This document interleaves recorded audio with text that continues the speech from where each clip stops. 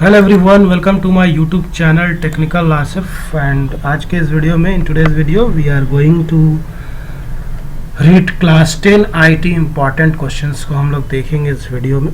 तो चलिए वीडियो को स्टार्ट करते हैं। Before starting, if you are new in channel, subscribe it and press bell icon for the new upcoming video from technical Asif YouTube channel. देखिए, पहला जो इसमें टॉपिक वाइज मैं बताऊँगा, I will explain topic wise important questions. तो पहला है कि कम्युनिकेशन अगर आता है, सिंपल क्वेश्चन भी आ सकता है, उसमें कोई डाउट नहीं है। इजी क्वेश्चन भी आता है, कभी थोड़ा सा ट्विस्ट करके भी दे देता है क्वेश्चन को।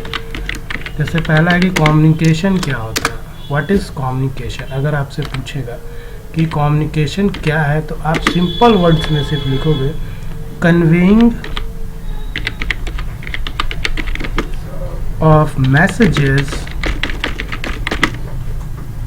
by exchanging thoughts, है ना। क्या होता है कम्युनिकेशन? कन्वे, मैसेज को जब आप कन्वे करते हैं बाय एक्सचेंजिंग थॉट्स को एक्सचेंज करके, है ना। जैसे एक दूसरे से कम्युनिकेट करके, या तो स्पीच के थ्रू कर सकते हो, सिग्नल के थ्रू कर सकते हो, राइटिंग में कर सकते हो, या बिहेवियर में कर सकते हो, दैट इज कम्युनिकेशन। या we can say communication is the process of sending and receiving messages through verbal और non verbal means verbal communication और नॉन वर्बल कम्युनिकेशन। ये भी हम लोग का इंपॉर्टेंट क्वेश्चन है। तो यहाँ पे अगर कम्युनिकेशन अगर पूछेगा तो बस conveying of message bye exchanging thoughts आप लिख सकते हो, और information via speech, visual, signals, writing और बिहेवियर भी लिख सकते हैं आप। ठीक है, सिंपल वर्ड्स में हम लोग इसको पढ़ेंगे। बाकी नेक्स्ट हम लोग कम्युनिकेशन के बाद आते हैं वर्बल कम्युनिकेशन में। क्या वर्बल कम्युनिकेशन, शॉर्ट में बता रहा हूँ, एक्सप्लेनेशन ज़्यादा एक्सप्लेन नहीं कर रहे हैं, बाकी तो आप बुक से देखेंगे, एक बार सुन लीजिएगा, आपको याद है। वर्बल कम्युनिकेशन क्या होता है? वर्बल को हम लोग ओरल कम्युनिकेशन भी बोलते हैं, that uses spoken words to communicate a word, है ना। वर्बल कम्युनिकेशन, या इसको हम लोग इसको और ओरल कम्युनिकेशन भी बोल सकते हैं, ठीक है ना। और oral communication that is being used for what, that is being uses for communication uses, या यूजेस आप लिख सकते हो स्पोकन वर्ड्स। स्पोकन वर्ड्स, इसमें स्पोकन वर्ड्स का यूज़ किया जाता है टू कम्युनिकेट अ मैसेज, बस सिंपल लैंग्वेज। एक बार आप सुन लीजिए, याद हो जाएगा, ठीक है। आई होप कि आपको समझ में। वर्बल कम्युनिकेशन क्या, ओरल कम्युनिकेशन, जिसमें हम लोग स्पोकन वर्ड्स का यूज़ करते हैं मैसेज को कम्युनिकेट करने के लिए, ठीक है, सिंपल लैंग्वेज में। थर्ड क्वेश्चन देखिए, टॉपिक वाइज इंपॉर्टेंट क्वेश्चन यहाँ एक्सप्लेन किया जा रहा है। अब एक और आता है रिटन कम्युनिकेशन। तो रिटन कम्युनिकेशन क्या होता है, ठीक है। Written communication most common form होता है being used in business. Business में हम लोग बेसिकली रिटन कम्युनिकेशन का यूज़ करते हैं, है ना। जैसे कि अगर आपको बिजनेस का कोई लेटर लिखना है, जॉब डिस्क्रिप्शन लिखना है ना, तो इनके लिए हम लोग क्या करते हैं कि रिटन कम्युनिकेशन का यूज़ कर सकते हैं।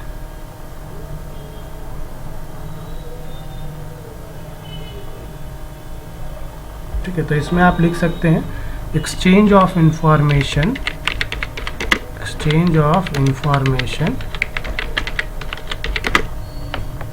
ठीक है, थ्रू रिटन वर्ड्स। यहाँ पे आप किसका यूज करोगे? Written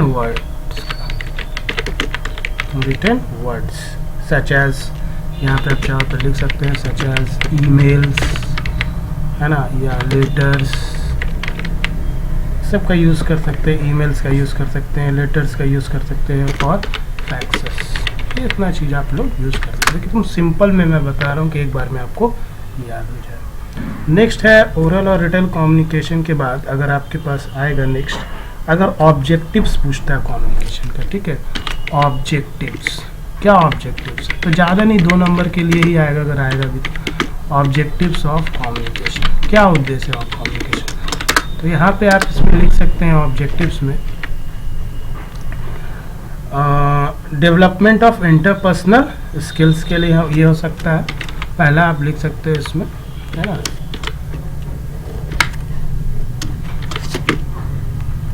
development of interpersonal skills, है ना, इंटरपर्सनल स्किल्स डेवलपमेंट के लिए हो सकता है। दूसरा पॉइंट आप लिख सकते हैं शॉर्ट में, second point you can write to express effectively with maximum efficiency या फिर sending and receiving and understanding a message और इंफॉर्मेशन। ये लिख सकते हैं सेंडिंग और receiving and understanding the message और इंफॉर्मेशन। ठीक है, तो ये आपका हो गया ऑब्जेक्टिव्स। तो क्या कम्युनिकेशन का ऑब्जेक्टिव है? इंटरपर्सनल, तो आपस में अगर कम्युनिकेट करना है तो ये एक ऑब्जेक्टिव बन सकता है कम्युनिकेशन का, ऑब्वियस है। आप सेंड करोगे, रिसीव करोगे या मैसेज को समझोगे, है ना, इन्फॉर्मेशन को अगर समझोगे तो ये भी एक ऑब्जेक्टिव्स होगा कम्युनिकेशन का, ऑब्वियस होगा, यही इसका रिजल्ट है। कम्युनिकेशन करने से हम लोग को बेनिफिट मिलता ही। नेक्स्ट 5th नंबर का टॉपिक हम लोग पढ़ते हैं।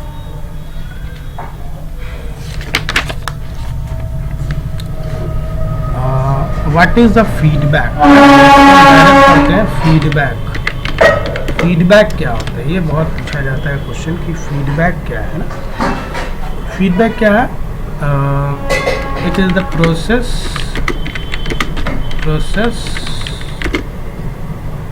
Of ensuring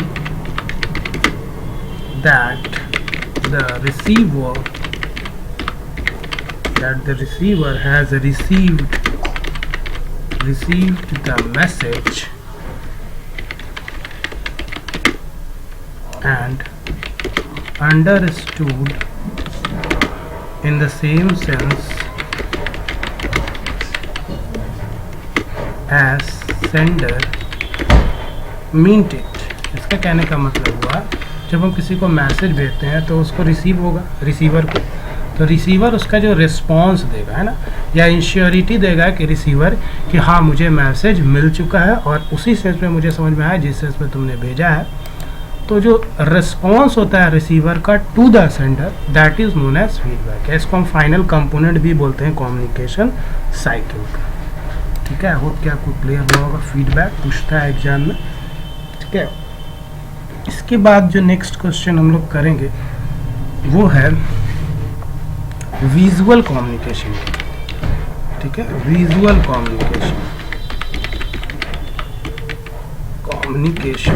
visual communication. यहाँ पे क्या होता है? विजुअल डिस्प्ले ऑफ इंफॉर्मेशन होता है। क्या होता है? विजुअल डिस्प्ले ऑफ इंफॉर्मेशन, है ना। लाइक किस फॉर्म में? लाइक फोटोग्राफी, कॉमा साइन के फॉर्म में या सिंबल्स के फॉर्म में, है ना, एंड डिजाइन्स के फॉर्म में रहता है।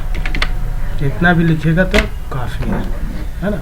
तो विजुअल डिस्प्ले ऑफ इंफॉर्मेशन होता है विजुअल कम्युनिकेशन में, जहाँ पे फोटोग्राफी का या कोई साइन दे करके या सिंबल्स का यूज़ करके जब आप कम्युनिकेट करोगे तो that is known as visual communication. ये एक टॉपिक हो गया। ठीक है, इसके आगे अब हम लोग पढ़ेंगे जो इम्पोर्टेंट टॉपिक है उसी को कवर किया जा रहा है इस वीडियो में।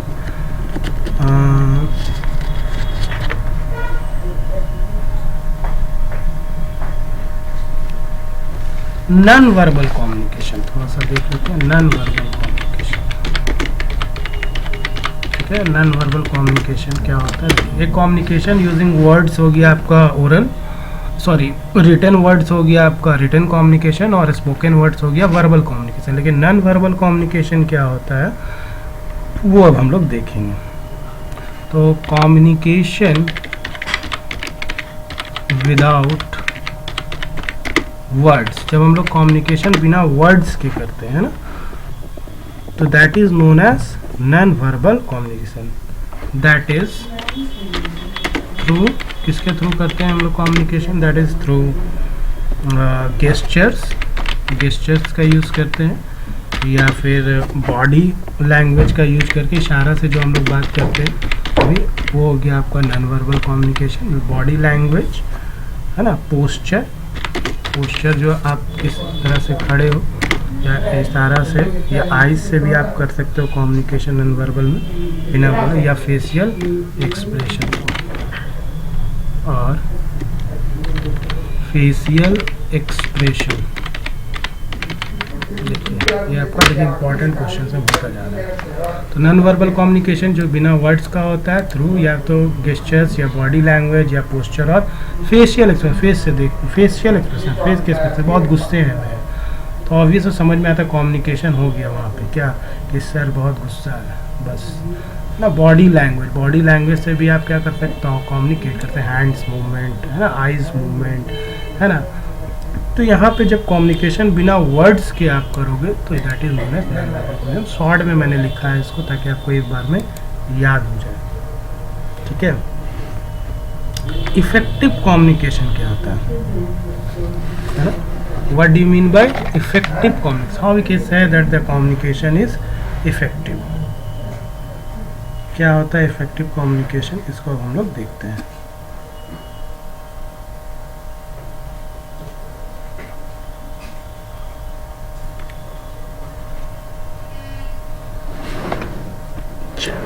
इफेक्टिव कम्युनिकेशन,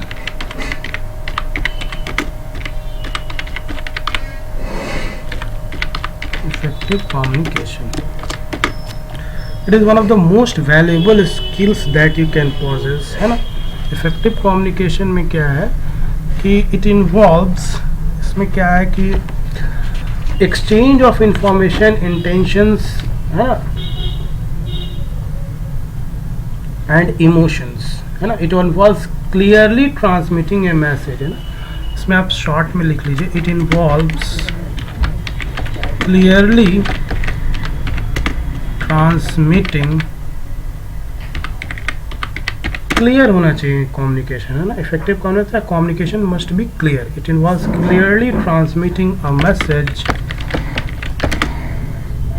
एंड रिसीविंग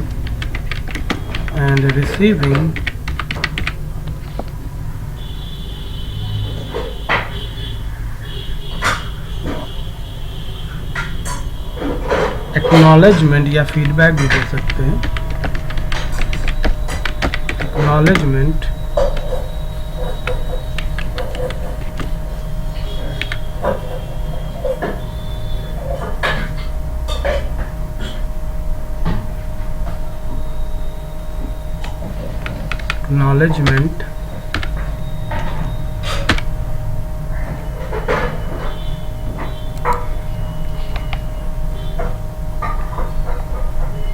थोड़ा वीडियो बड़ा होगा क्योंकि सब बताना है। Acknowledgement that the message has been received,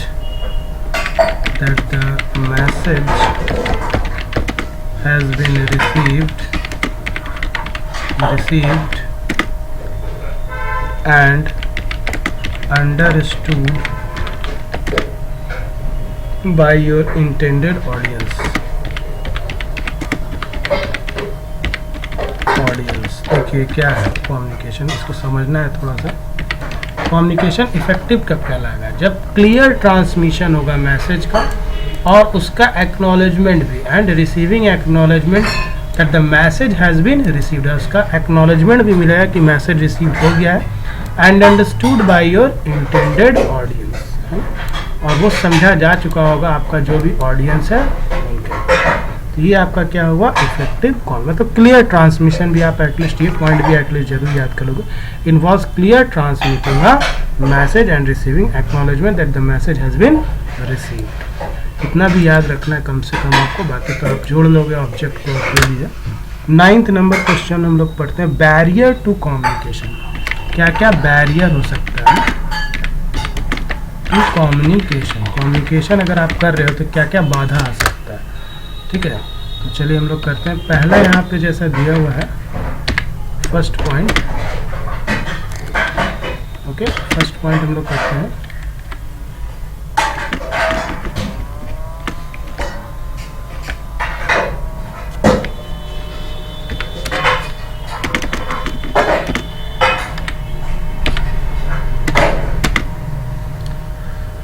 first जो यहाँ पे बैरियर आता है कम्युनिकेशन में, या बैरियर टू कम्युनिकेशन या बैरियर टू इफेक्टिव कम्युनिकेशन भी आप लोग लिख सकते हैं, ठीक है। इफेक्टिव कम्युनिकेशन पॉइंट्स है, इसको आप लिख सकते हैं। सबसे पहला यहाँ पे लिंग्विस्टिक लैंग्वेज बैरियर हो सकता है। लिंग्विस्टिक बैरियर, ठीक है। दूसरा आप लिख सकते हैं यहाँ पे सेकंड नंबर पे, दैट इज इमोशनल बैरियर। ये सब barrier effective communication, emotional barrier, ठीक है। थर्ड आप लिख सकते हैं फिजिकल बैरियर,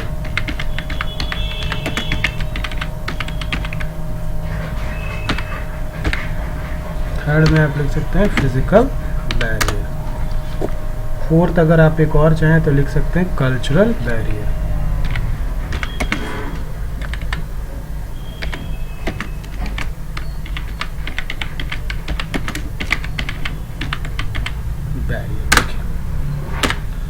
सबसे पहले क्या है बैरियर टू इफेक्टिव कम्युनिकेशन, अगर एक्सप्लेनेशन आता है तो समझ लीजिए। लिंग्विस्टिक बैरियर क्या है? The language barrier is one of the main barrier that limits effective communication. एक दूसरे से अगर आपका लैंग्वेज कम्युनिकेट करने के लायक नहीं है, बात करने के लायक नहीं है, तो ऑब्वियस है वो सबसे बड़ा लिमिटेशन हो जाएगा कम्युनिकेशन। कोई हिंदी में बात कर रहा है, कोई इंग्लिश में बात कर रहा है, दोनों एक दूसरे का लैंग्वेज नहीं समझ पा रहे हैं, तो सबसे पहले कम्युनिकेशन इफेक्टिव होगा ही नहीं, क्योंकि एक दूसरे का लैंग्वेज ही नहीं समझ पा रहे हैं। तो सबसे पहला तो ये है, and it is the most commonly employed tool of communication. Employed tool का सबसे पहला जो कह सकते हैं मोस्ट जो है इफेक्टिव कम्युनिकेशन के लिए लैंग्वेज बैरियर आपको सबसे ज़्यादा प्रभावित करता है ना। It is the most commonly employed tool of communication. The fact that each major region has its own language, है ना। हर एक रीजन का अपना खुद का लैंग्वेज है, वो एक तरह से बैरियर की तरह काम करता है इफेक्टिव कम्युनिकेशन। अभी आपको अगर चेन्नई भेज दिया जाए तो वहाँ पे आपके लिए लैंग्वेज क्या होगा? बैरियर हो जाएगा। इफेक्टिव कम्युनिकेशन के लिए आपका क्या हो जाएगा? लैंग्वेज बैरियर हो जाएगा। इमोशंस, द इमोशनल ऑक्यू of concern person determine the ease and comfort. आपका इमोशंस, आप किसी से बात कर रहे हैं, ठीक है, बात करते करते आप इमोशंस आपका दिख गया, है ना, तो हो सकता है कि आपका कम्युनिकेशन इफेक्टिव ना हो पाए, है ना, आपके इमोशंस की वजह से, क्योंकि यू आर वेरी वीक, है ना, showing your self.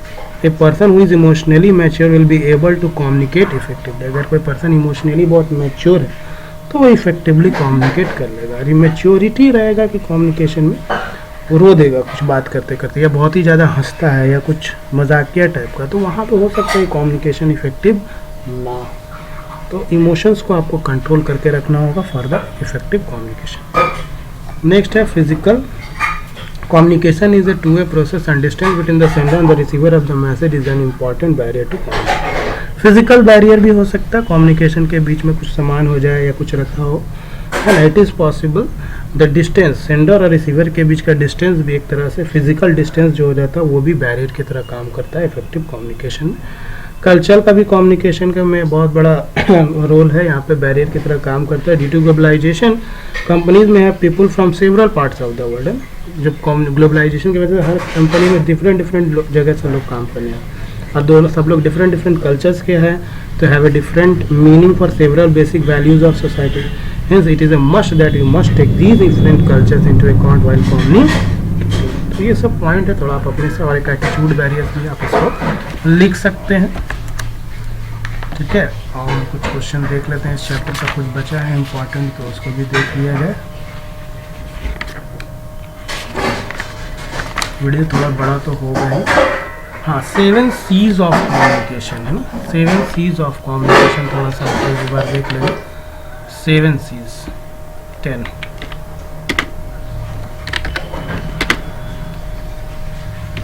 7 C's of communication।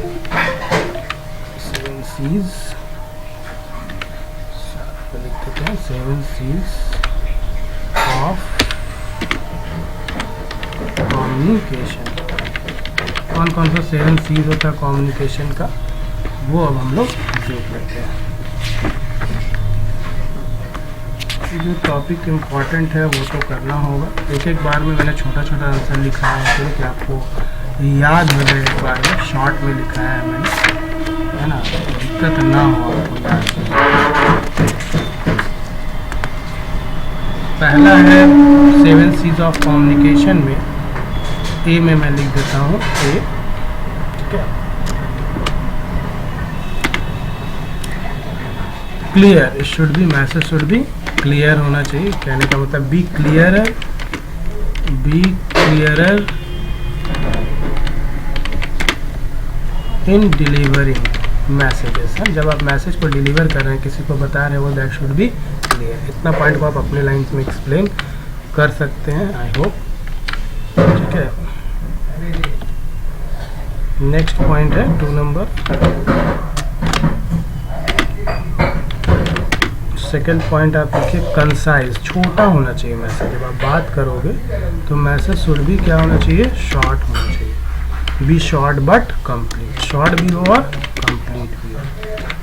B short and या बट कंप्लीट, शॉर्ट होना चाहिए, कंप्लीट होना चाहिए। थर्ड हम लोग देखते हैं कम्युनिकेशन का, कंक्रीट। कंक्रीट होता है बी स्पेसिफिक, जो बात है उस बात को ही आप लोग को रखना चाहिए। इसको आप एक्सप्लेन कर सकते हैं। ओके, बी स्पेसिफिक कंक्रीट में। फोर्थ में अब आप देख लीजिए, फोर्थ में करेंगे करेक्ट। मैसेज जो आप बात करेंगे दैट शुड बी करेक्ट होना चाहिए, है ना। राइट परफेक्टली, आपको जो भी लिखना वो परफेक्टली लिखिएगा, ठीक है। Right perfectly, comma mistakes free, mistake नहीं होना चाहिए ज़्यादा, नहीं तो कम्युनिकेशन इफेक्टिव नहीं होगा। Fifth, consideration. कंसिडरेशन कहने का मतलब क्या हुआ, फोकस ऑन रिसीवर, रिसीवर पे आपको फोकस करना होगा, फोकस ऑन रिसीवर। ठीक है, शॉर्ट में लिखते हुए जाना हो चाहे तो आपका नोट्स बन सकता है, आप सुन भी सकते हैं। फोकस, आपको रिसीवर पे फोकस करना होगा और आपको कम्युनिकेशन इफेक्टिव बनाना है। ठीक है, कंप्लीट। कंप्लीट क्या है, मैसेज शुड बी कंप्लीट। जब आप किसी से बात करें तो आपका मैसेज क्या होना चाहिए, complete. Complete the message, message should B complete. Seventh है कॉर्टियस। सेवेंथ है कॉर्टियस, मीन्स कॉर्टियस का मतलब क्या हुआ, वो छूट गया। Courteous, be soft and gentle, means जब आप किसी से बात करें तो सॉफ्टली बात करें एंड जेंटली। ये आपका 7 C's ऑफ कम्युनिकेशन। और एक क्वेश्चन अगर छूटता है इसमें तो वो है एक आपका टाइप्स ऑफ फीडबैक, है ना। टाइप्स ऑफ फीडबैक आपके पास है, जिसमें आपका एक फॉर्मल फीडबैक है, एक इनफॉर्मल फीडबैक। ठीक है, दूसरा आपका स्पेसिफिक फीडबैक है, एक नॉन स्पेसिफिक फीडबैक, और एक डिस्क्रिप्टिव फीडबैक है, नॉन डिस्क्रिप्टिव फीडबैक है। चूँकि लास्ट ईयर से देखा जा रहा है क्वेश्चन रिपीट हो रहा है, ये वीडियो आपका हर तरह का एग्ज़ाम के लिए इम्पॉर्टेंट है, इंटरनल एग्ज़ाम हो या फिर CBSE बोर्ड है, तो ये पूरा बंच है सारा टॉपिक के लिए, सारा क्वेश्चंस के लिए। टॉपिक वाइज मैं बता रहा हूँ, थोड़ा वीडियो लंबा होगा लेकिन you will be able to answer. तो चलिए, फीडबैक, टाइप्स ऑफ फीडबैक हम लोग देखते हैं। टाइप्स ऑफ फीडबैक, तो यहाँ पे पहला है आपका फॉर्मल फीडबैक। फॉर्मल फीडबैक क्या होता है, planned process of giving a feedback. हम जब प्लान्ड वे में है, शॉर्ट में लिखिए, planned process of giving feedback, है ना। जब हम प्लान्ड वे में प्रोसेस में फीडबैक को देते हैं, इसको मतलब प्लानिंग करके, तो इसको हम लोग बोलते हैं फॉर्मल फीडबैक। ओके, दूसरा है आपका इनफॉर्मल। देखिए, एकदम दो लाइन दो वर्ड में मैं डेफिनेशन को कंप्लीट करा ताकि आपको याद हो जाए, एक भी क्वेश्चन नहीं छूटेगा आपका। इनफॉर्मल फीडबैक, अब ये क्या होता है, स्पॉन्टेनियस फॉर्म ऑफ फीडबैक होता है, मतलब तुरंत दिया जाता है, देखा जाएगा आपको कि आप क्या कर रहे हैं। जैसे क्लास में सर देख रहे हैं कि आप क्या कर रहे हैं, तो उसका तुरंत रिस्पॉन्स देते हैं, डांटते हैं, पूछते हैं, जो भी वट एवर। तो दैट इज़ द स्पॉन्टेनियस, मतलब तुरंत, है ना।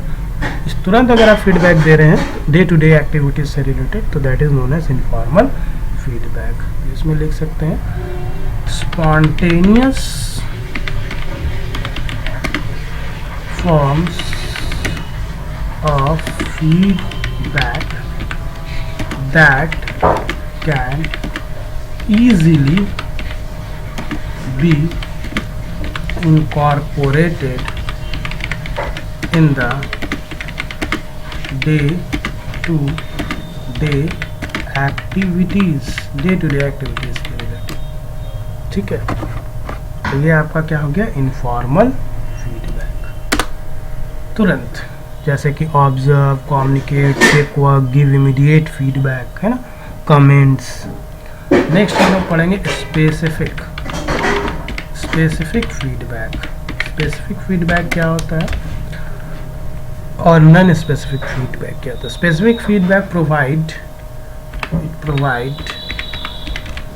प्रोवाइड्स डिटेल्ड, है ना, ये डिटेल्ड में दिया जाता है, डिटेल्ड इंफॉर्मेशन, है ना, या स्पेसिफिक इंफॉर्मेशन है, डिटेल्ड और specific, provides detailed information on what the employ did well और पुअरली। ओके, तो ये आपका क्या हुआ, स्पेसिफिक फीडबैक, है ना, detailed information on what the employ did well और पुअरली, सही किया कि गलत, क्या काम किया, उसका डिटेल्ड अगर इंफॉर्मेशन नहीं तो एक स्पेसिफिक फीडबैक है, ठीक है ना। तो यहाँ पे प्रोवाइड डिटेल्ड या स्पेसिफिक इंफॉर्मेशन भी आप लिख सकते हैं, प्रोवाइड्स डिटेल्ड के जगह पे या स्पेसिफिक भी लिख सकते हैं, या ये भी, ठीक है। नेक्स्ट है नॉन स्पेसिफिक फीडबैक, है ना, एक है आपका नॉन स्पेसिफिक फीडबैक। ये क्या होता है,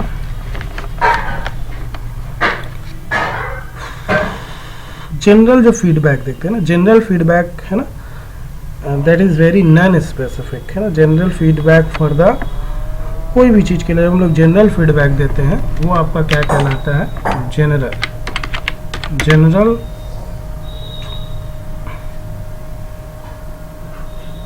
फीडबैक, है ना। जनरल फीडबैक जो हम लोग देते हैं वो बहुत ही मतलब क्या होता है, कह सकते हैं we can is very non specific. General feedback is very non specific. जैसे आप लिखते हैं सच एज गुड जॉब और यू डिड ग्रेट, तुमने एग्जाम में अच्छा किया, या गुड जॉब, तुमने काम अच्छा किया। तो इस तरह का जो फीडबैक है जनरल फीडबैक, इसको हम लोग नॉन स्पेसिफिक फीडबैक। नेक्स्ट है डिस्क्रिप्टिव। समझते जाइए, एक एक लाइन में आंसर लिखाया जा रहा है। यहाँ पे मैं जितना भी चैप्टर है सबका एकदम छोटा छोटा आंसर बोलूँगा ताकि आपको याद हो जाए।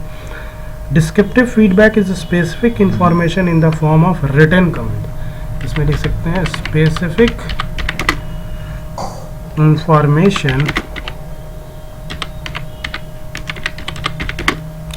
इन द फॉर्म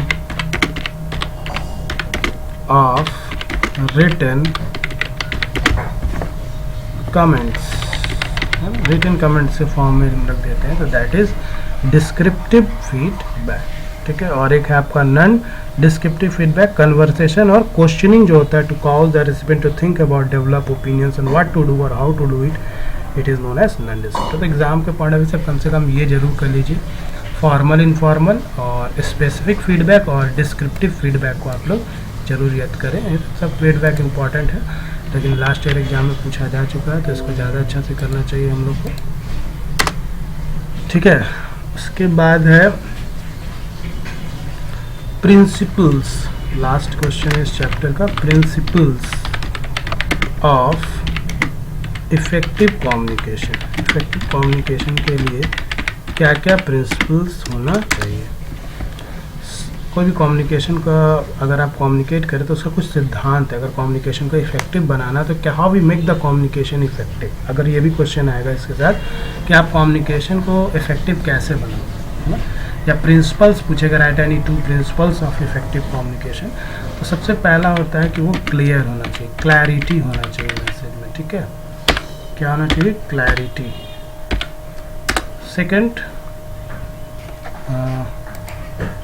सेकंड पॉइंट आप लिख लीजिए,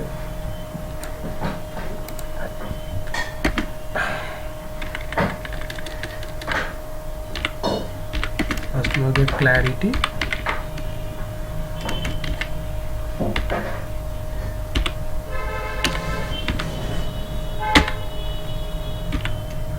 फर्स्ट में हो गया आपका क्लैरिटी, सेकंड में हो गया आपका मैसेज अगर कम्युनिकेशन इफेक्ट, अटेंशन देना होगा आपको, जो बातचीत हो रहा है जिससे भी उसको अटेंशन दीजिए आप, ठीक है। फीडबैक, फीडबैक भी इम्पॉर्टेंट टर्म है आपका कम्युनिकेशन के लिए। फीडबैक, एडिक्वेसी, कंप्लीट होना चाहिए, सही होना चाहिए, एडिक्वेसी मैसेज में होना चाहिए, कंसिस्टेंसी होना चाहिए। ये सब इतना पॉइंट भी काफ़ी है, आप कम्युनिकेशन के लिए याद कर लेंगे। प्रिंसिपल ऑफ इफेक्टिव कम्युनिकेशन, इसको अपने वर्ड्स में आप एक्सप्लेन कर सकते हैं, वीडियो काफ़ी लंबा हो जाएगा एक्सप्लेन करेंगे तो, ठीक है।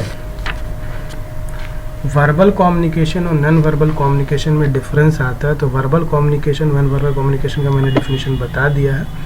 और एक वर्बल कम्युनिकेशन का easy to produce proof of communication है, नॉन वर्बल कम्युनिकेशन का आप प्रूफ नहीं दे सकते। तो एक डिफरेंस आप याद रखना, वर्बल में लिखना इजी टू प्रोड्यूस प्रूफ, अब ये एमसीक्यू में भी आ सकता है, जितना भी डिफिनेशन एमसीक्यू में घुमा के देता है of the conversation, which type of communication है प्रूफ, इस तरह से easy to produce conversation, proof of the conversation, ठीक है। Easy to produce proof of the conversation. And second है आपका नॉन वर्बल, नॉन वर्बल में आप लिख सकते हैं no proof of communication is available,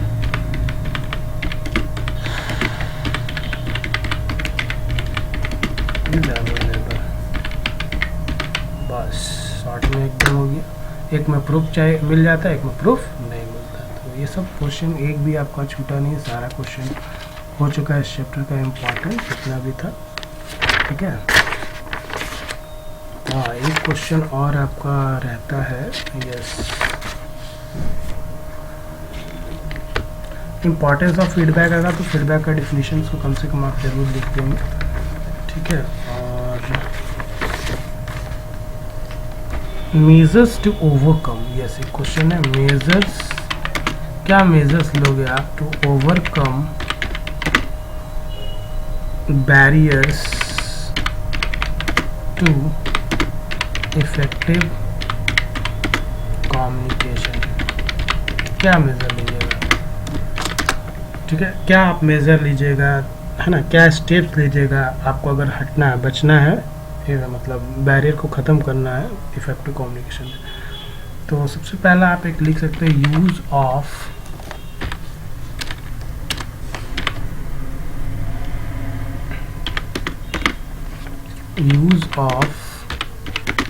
simple language. आप सिंपल लैंग्वेज का यूज़ करिए अगर कम्युनिकेशन में आपको बैरियर हटाना है तो, ठीक है। एक्टिव लिसनिंग, अच्छे से सुनिए बात को, जो बात बोला जा रहा है, जैसे हम जो बोल रहे हैं उसको आप अच्छे से सुनिएगा तो आपका एक कम्युनिकेशन मेरे साथ इफेक्टिव होगा। क्लैरिफाई आइडियाज़ बिफोर कम्युनिकेशन, से पहले आइडिया को क्लैरिफाई कर लीजिए तो और अच्छा हो जाएगा कम्युनिकेशन, बैरियर इफेक्ट से हट जाएगा। काफ़ी 2 पॉइंट 3 पॉइंट आप लिख सकते हो। और भी consistency of the message, ensure proper feedback, आप चाहें तो दे सकते हैं इंश्योर प्रॉपर फीडबैक दे दीजिए,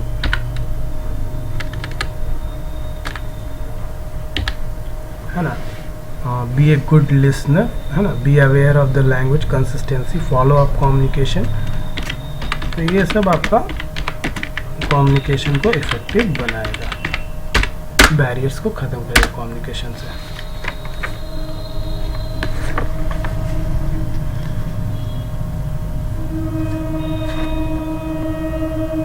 ठीक है, और एक इसमें कर लेंगे डिफिनेशन, इनकोडिंग और डिकोडिंग पूछता है।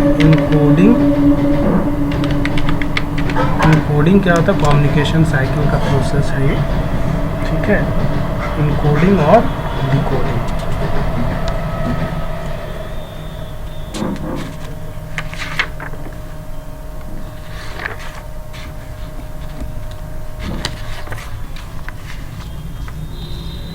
Encoding the process of converting the message to be transmitted. इसमें आप लिख सकते हैं the process of converting the message, the process of converting the message to be transmitted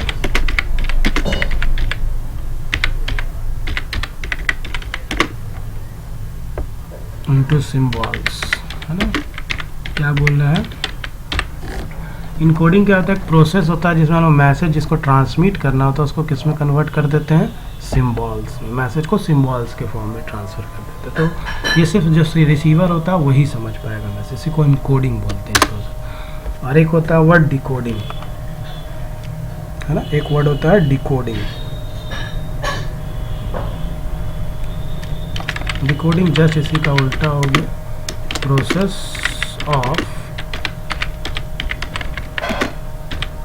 of converting the encoded message into its original form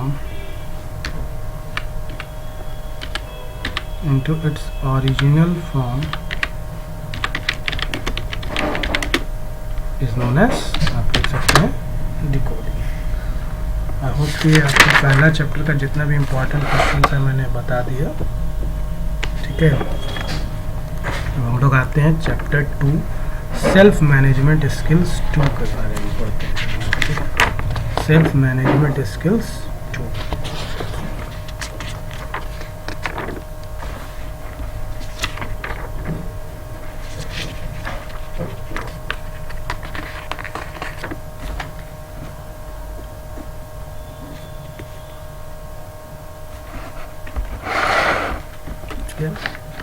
self management skills 2।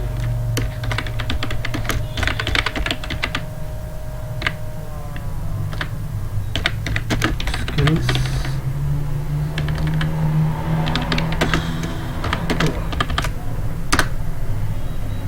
Chapter का कुछ important question को हम लोग देखते हैं। सबसे पहले स्ट्रेस क्या होता है अगर पूछेगा तो एकदम शॉर्ट में आपको लिखना है। It is the stress is the emotional and physical strain caused by our response to pressure from the outside world. क्या लिख रहा है, स्ट्रेस क्या होता है, इमोशनल, या तो इमोशनल होगा या फिर फिजिकल। दो तरह का स्ट्रेस यहाँ पे बताया गया डेफिनेशन में, या तो फिजिकल स्ट्रेस हो सकता है, चोट आपको लग गया तो उससे भी स्ट्रेस हो सकता है ना। कुछ आपका एग्ज़ाम अच्छा नहीं गया तो उससे इमोशनल स्ट्रेस हो सकता है, ठीक ना। तो ये काउस्ड कैसे होता है, बाय आवर रिस्पॉन्स, हमारा दिया हुआ response, that is to pressure from the outside world, बाहर के वर्ल्ड से प्रेशर हो सकता है, बहुत तरीके से प्रेशराइजेशन हो सकता है, स्ट्रेस हो सकता है। आउटसाइड द वर्ल्ड कहने का मतलब है कि आप सडन जा रहे हैं तो आपका एक्सीडेंट हुआ या कुछ पार्ट आपको चोट लग गया, तो ये जो है फिजिकल स्ट्रेस है, फिजिकल स्ट्रेस हो, आपको टेंशन हो गई, चोट लग गया, है ना। आपका एग्ज़ाम अच्छा नहीं गया, स्ट्रेस में, आपको भूख बहुत जोर लगा हो, ये भी स्ट्रेस है, प्यास है, ये भी स्ट्रेस है ना। तो ये स्ट्रेस क्या होता है, that certain response to pressure from the outside world. Pressure कहाँ से रहता है, आउटसाइड वर्ल्ड से। तो डेफिनेशन को आप बना के भी लिख सकते हैं, स्ट्रेस हुआ, ठीक है। नेक्स्ट स्टेप हम लोग जो पढ़ेंगे स्ट्रेस वाले चैप्टर में, दैट इज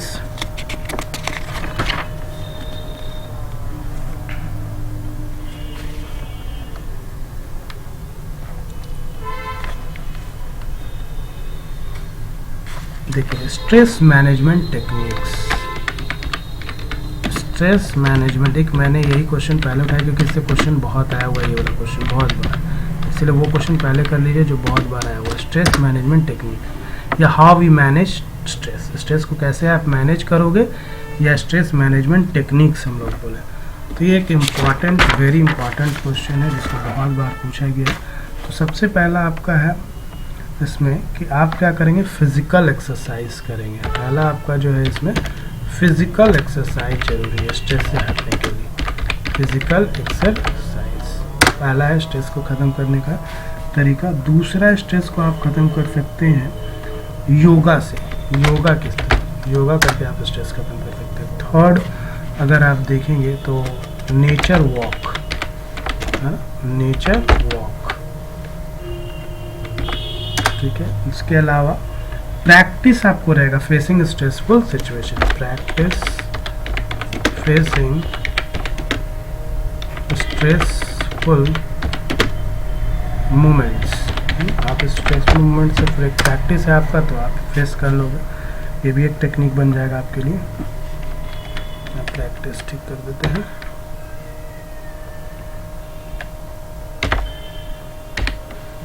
नेक्स्ट है आपका मेडिटेशन, है ना। मेडिटेशन से भी आप क्या कर सकते हो, स्ट्रेस को मैनेज कर सकते हो। देखो अब ये सब पॉइंट को आपको अपनी लाइन में एक्सप्लेन करना होगा। फिजिकल वाला योगा करके कैसे, नेचर वॉक्स, ये सब क्वेश्चन बनाया जाता है, इसी को अंदर से बनाया जाता है। How we manage stress using yoga, using physical exercise, nature walk, practice facing stressful moments, meditation, है ना। ये सब क्वेश्चन आता है घुमा घुमा के। हाउ स्ट्रेस इज हेल्पफुल, है ना। जैसे एक क्वेश्चन यहाँ पे मैं लिखता हूँ, ये क्वेश्चन आया हुआ है बहुत बार। How yoga is helpful in managing stress. कैसे योगा जो है हेल्पफुल है स्ट्रेस को मैनेज में। तो देखिए इसको आप लिख सकते हैं, yoga brings together physical and mental disciplines that may help us to achieve peacefulness of body and mind। इतना भी लिख दो, काफ़ी है। योगा क्या करता है, that brings together physical and mental, physical भी और मेंटल डिसिप्लिन, दैट में हेल्प अस टू अचीव, क्या अचीव करने में, शांति, peacefulness of the body and mind. काफ़ी है, 2 नंबर का क्वेश्चन आएगा, इतना लिख दीजिएगा, ठीक है। एक क्वेश्चन जो बहुत बार पूछा जा चुका है एग्जाम में, और how many origins can have stress casual, कितना origin है स्ट्रेस को कैजुअल बनाता है। यहाँ पे आपका एक मेंटल है, दूसरा आपका फिजिकल है, सोशल है एंड फाइनेंशियल भी है, ठीक है। वीडियो थोड़ा बड़ा है, अब थोड़ा सा आराम करके आइए।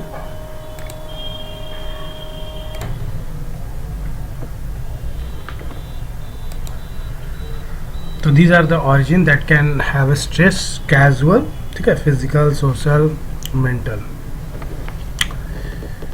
या अगर आपसे आएगा name the stress casual agents भी अगर आएगा तो आप इस आंसर को लिख सकते हैं, ठीक है। नेक्स्ट एक और है, how meditation is helpful in managing stress, है ना।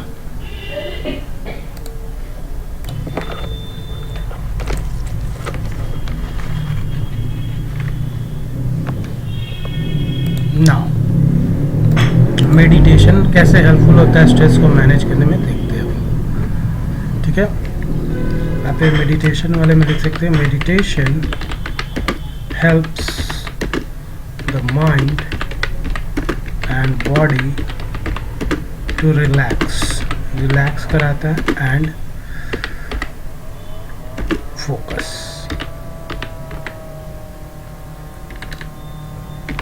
ठीक है।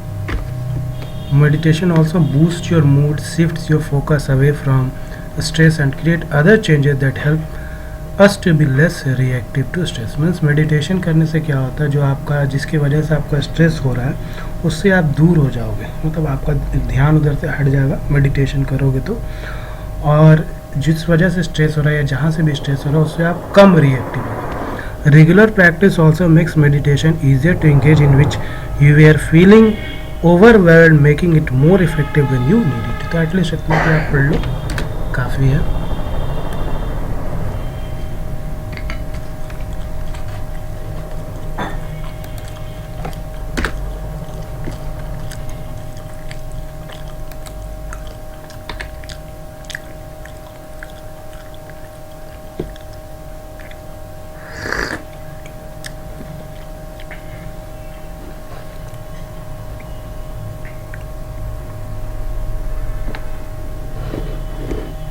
नेक्स्ट हम लोग पढ़ते हैं.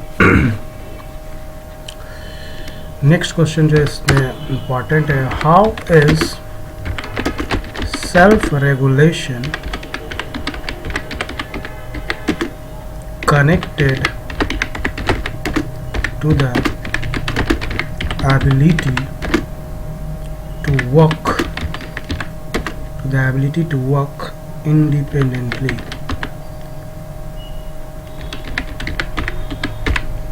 ये क्वेश्चन है. फिर कैसे जो है सेल्फ रेगुलेशन कनेक्टेड है एबिलिटी टू वर्क इंडिपेंडेंटली. तो सेल्फ रेगुलेशन है ना, इससे पहले हम लोग थोड़ा सा सेल्फ रेगुलेशंस के बारे में पढ़ लेते हैं, तब इस क्वेश्चन को करेंगे, ठीक है. या फिर ये सेल्फ रेगुलेशन वाला पार्ट थोड़ा सा हम लोग देख लेते हैं पहले.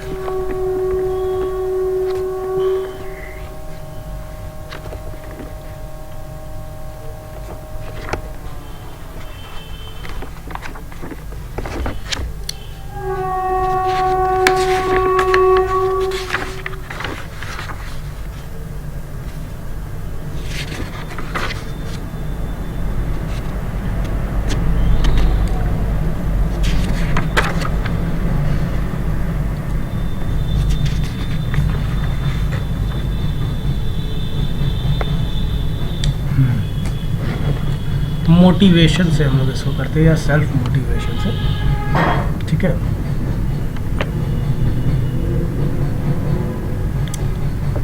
सेल्फ मोटिवेशन क्या होता है, या मोटिवेशन से आप क्या समझते हैं?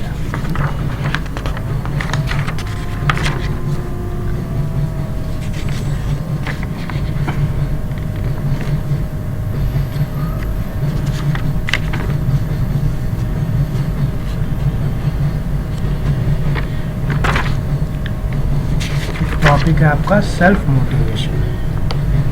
क्या है ये self motivation? It is a power that drives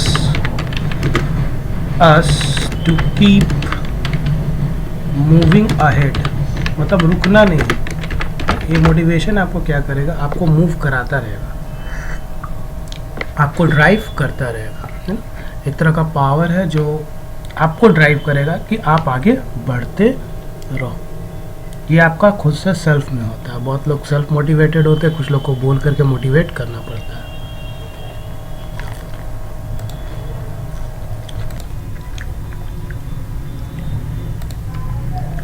उसी तरह एक और टॉपिक यहाँ पे है, सेल्फ रेगुलेशन. ठीक है, सेल्फ रेगुलेशन क्या होता है?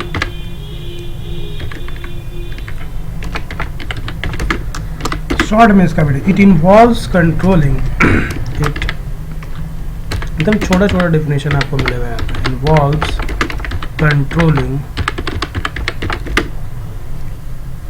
Once behaviour. आप अपने बिहेवियर को कैसे कंट्रोल करते हैं, या इमोशंस एंड थॉट्स.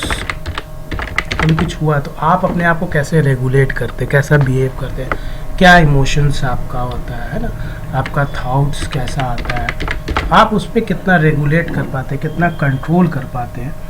ठीक है, इन द परसूट ऑफ, मान लो कुछ आपको चाहिए, कि कोई सामान पापा बोले हैं तो सामान कब मिलेगा, तो उस पर आप कितना लंबे समय तक वेट करोगे, कितना रेगुलेट करके, कितना डिसिप्लिन रखोगे अपने बिहेवियर में, है ना। या किसी चीज़ को पाना है तो उसमें इमोशंस, आपका बिहेवियर क्या है, आपका पेशेंस कितना है, आप कितना रेगुलेट कर पा रहे हो अपने आप, है ना।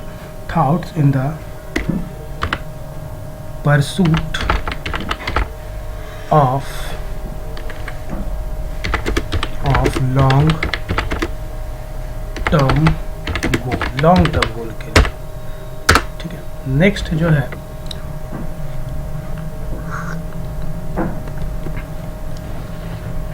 वो है सेल्फ अवेयरनेस। एक और टॉपिक है सेल्फ अवेयरनेस। ये सब डिफिनेशन एक एक मार्क्स, दो मार्क्स में आ सकता है, 2 मार्क्स में ही आएगा। सेल्फ अवेयरनेस क्या है? Is having a self awareness is having a clear perception. Perception मतलब होता है व्यू, है ना। Clear perception in our personality.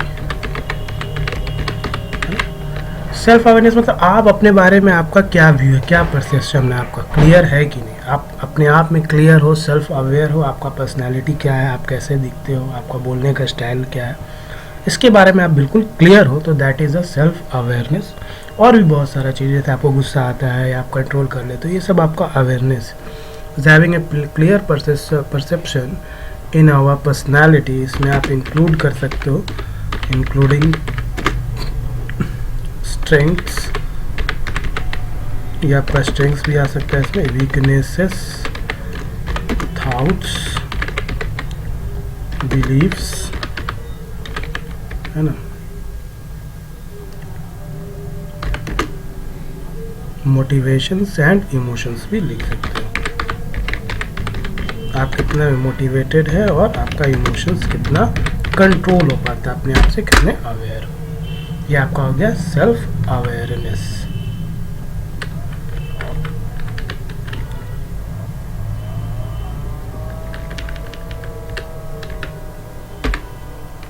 ठीक है। नेक्स्ट है आपका गोल सेटिंग क्या होता है। ये सब एक एक 2 मार्क्स में भी घुमा के अंदर में दे सकता है। गोल सेटिंग क्या है? Powerful process of thinking. Goal setting क्या है? देखिए, it is a powerful process for thinking about our future, about our ideal future,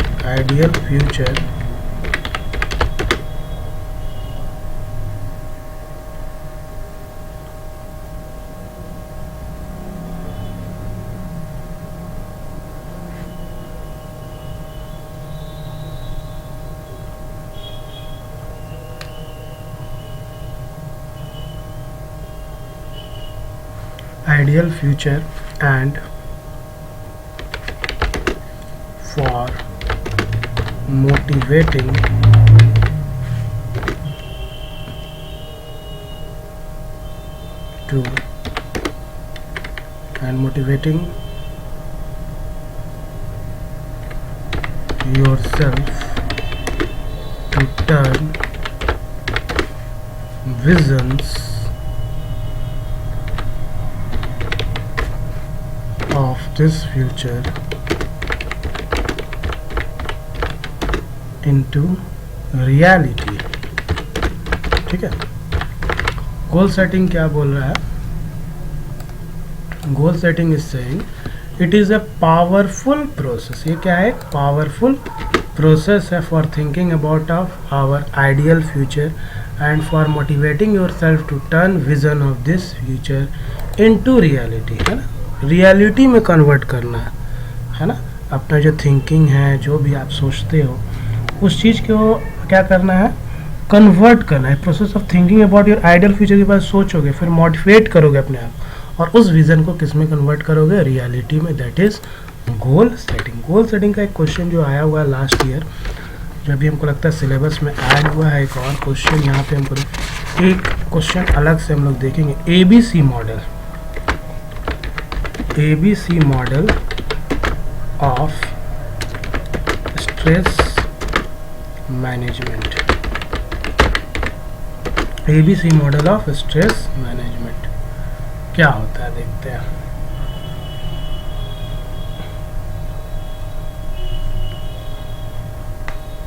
ठीक है, एबीसी मॉडल से पहले हम लोग एक चीज और पढ़ लेंगे, टॉपिक जो आपका रह गया है, स्ट्रेसर्स क्या है ना। स्ट्रेसर्स किसको बोलते हैं? स्ट्रेसर्स जिसकी वजह से काउज है, the causes for stress, cause of stress that can include a host of situations and places. Stresses can be internal and external. देखिए causes, देखिए क्या लिखता है, causes of stresses, जिस वजह से स्ट्रेस होता है, जिस चीज की वजह से स्ट्रेस होता है उसी को हम लोग स्ट्रेसर्स बोलते हैं। causes of stress can include a host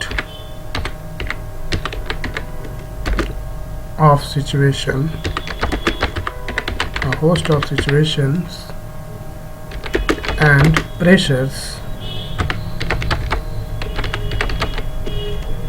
These are called, इसी को हम लोग क्या बोलते हैं, स्ट्रेसर्स। जिस चीज की वजह से स्ट्रेस होता है ना, the causes of stress can include A host of situation and pressures, उसी को हम लोग स्ट्रेस बोलते हैं। स्ट्रेस आपका स्ट्रेसर्स जो है इंटरनल भी हो सकता है और एक्सटर्नल भी हो सकता है, डिपेंड करता है। Almost everything is a stressor depending on the individual. क्या क्या स्ट्रेसर्स हो सकता है ना, वजह हो सकती है फैमिली रिलेशनशिप्स, अगर आएगा तो लिख सकते हैं रिलेशनशिप, है ना। स्कूल फ्रेंड्स, स्कूल में भी स्ट्रेस हो सकता है आपको। पीयर, अपने फ्रेंड्स लोग के साथ भी स्ट्रेस आप फील कर सकते हैं, कभी भी हो सकता है। इंजरी के वजह से भी हो सकता है स्ट्रेस, है ना। सिकनेस, आपका तबीयत बहुत दिन से ख़राब है, इससे भी आपको स्ट्रेस हो सकता है। इंजरी भी हो सकता है, उससे भी हो सकता है आपका स्ट्रेस, है ना। पीयर ग्रुप्स, यहाँ पे आप लिख सकते हैं पीयर ग्रुप्स, दोस्तों के बीच में भी हो सकता है आपको स्ट्रेस कभी। ETC मैं लिख दे रहा हूँ। टाइप्स ऑफ स्ट्रेस थोड़ा सा आप देख लीजिए, कितने तरह का स्ट्रेस होता है। टाइप्स ऑफ स्ट्रेस, पहला है आपका फिजिकल स्ट्रेस, दूसरा है आपका इमोशनल स्ट्रेस, थर्ड है आपका सोशल स्ट्रेस, फोर्थ है आपका पॉजिटिव स्ट्रेस,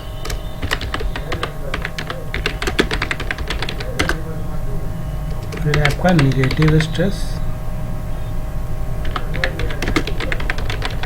ठीक है, तो सबसे पहला स्ट्रेस है आपका फिजिकल स्ट्रेस। तो फिजिकल स्ट्रेस क्या होता है? Physical condition of our body and the environment that affect our physical wellbeing. जैसे आपको भूख लगा हुआ, hunger, thirst, lack of sleep, है ना। यहाँ पे आप लिख सकते हो hunger, thirst, lack of sleep, है ना, ETC। ये आपका क्या हो गया? Physical stress. Emotional stress, stress that affect your physical and emotional well being. जैसे कि आप बहुत चिंतित हो, है ना, वरीड हो किसी चीज के लिए, वरी, फियर, डरे हुए हो किसी बात को लेकर, ग्रीफ, है ना, डिस्क्रिप्शन, एंगर, एंगर आपका किस स्ट्रेस में आएगा? इमोशनल हो सकता है, MCQ में आपको दे दे कैटेगराइजेशन के हिसाब से स्ट्रेस को। Social stress that arises from your relationships with other people, दूसरे पीपल के रिलेशनशिप्स के अंदर हो सकता है। तो यहाँ पे फैमिली में हो सकता है, फैमिली से हो सकता है आपको, है ना, फ्रेंड्स के साथ हो सकता है ना, ETC। उसी तरह पॉजिटिव स्ट्रेस और निगेटिव स्ट्रेस ये पूछता है आपसे। Positive stress that motivates us to deal with challenge और अनकम्प्लीटेड टास्क। ये पॉजिटिव स्ट्रेस और निगेटिव स्ट्रेस में डिफरेंस पूछता है, तो लिख सकते हैं आप पॉजिटिव स्ट्रेस मोटिवेट्स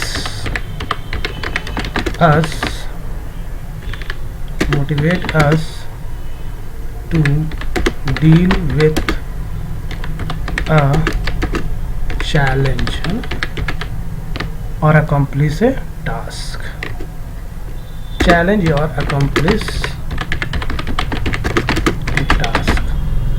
जैसे कि क्या होगा, रॉक क्लाइंबिंग है ना, आप क्लाइंबिंग कर रहे हो, आपको स्ट्रेस है for the first time, you are going for a vacation, hoping to get promoted at your job. तो ये सब पॉजिटिव स्ट्रेस है ना. Positive stress the following characteristics, it motivates, focuses energy, in short term के लिए होता है, is perceived as with in our coping abilities, feel exciting feel होगा कि आप क्लाइंबिंग कर रहे हो, वैकेशंस पे जाए, स्ट्रेस नहीं, ये सब स्ट्रेस तो है लेकिन पॉजिटिव स्ट्रेस.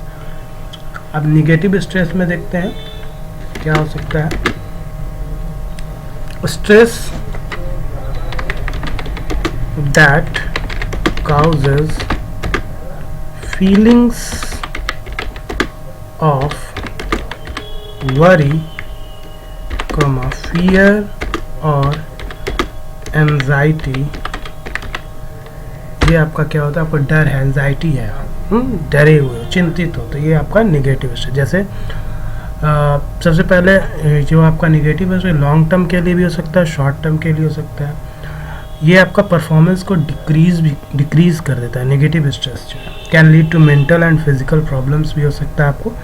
कॉजेज एंजाइटी और कंसर्न, फील अनप्लेजेंट भी फील कर सकते हो ड्यू टू नेगेटिव स्ट्रेस. ठीक है, तो ये सारे क्वेश्चंस हैं. अच्छा, उसके बाद अब हम लोग करते हैं ABC मॉडल. ABC मॉडल क्या होता है? ABC model of stress management is a cognitive behaviour therapy. ये CBT फुल फॉर्म याद रखना, अगर एग्जाम में कहीं पूछ दिया तो एटलीस्ट इसको लिख लेना. Cognitive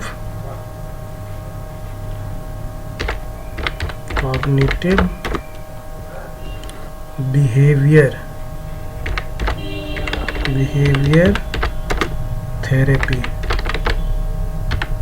cognitive behaviour therapy, CBT का फुल फॉर्म हो गया. ठीक है, तो स्ट्रेस मैनेजमेंट, ABC क्या है? स्ट्रेस मैनेजमेंट है. ABC model of stress management cognitive behaviour therapy approach है that helps individual understand and manage their reactions to stress. आप स्ट्रेस, अगर आपको कोई स्ट्रेस हो रहा है किसी भी वजह से, तो उसको आप कैसे मैनेज करोगे, उसी पे रिलेटेड ये मॉडल है. इसमें आपका ABC में A क्या होता है आप थोड़ा सा याद रखिए. A है आपका एडवर्सिटी, एक्टिवेटिंग एजेंट भी बोलते हैं, एडवर्सिटी. ठीक है, और एक्टिवेटिंग एजेंट भी बोलते हैं. B stands for beliefs and C stands for consequences. C stands for consequences. ठीक है, तो ये एटलीस्ट आपको जरूर याद करेंगे ABC मॉडल. उसके बाद एक स्मार्ट गोल है ना, यहाँ पे जहाँ पे हम लोग पढ़ रहे थे, एक टॉपिक और छूट गया है गोल सेटिंग में. इसके नीचे ये क्वेश्चन भी एग्जाम में आया हुआ है, smart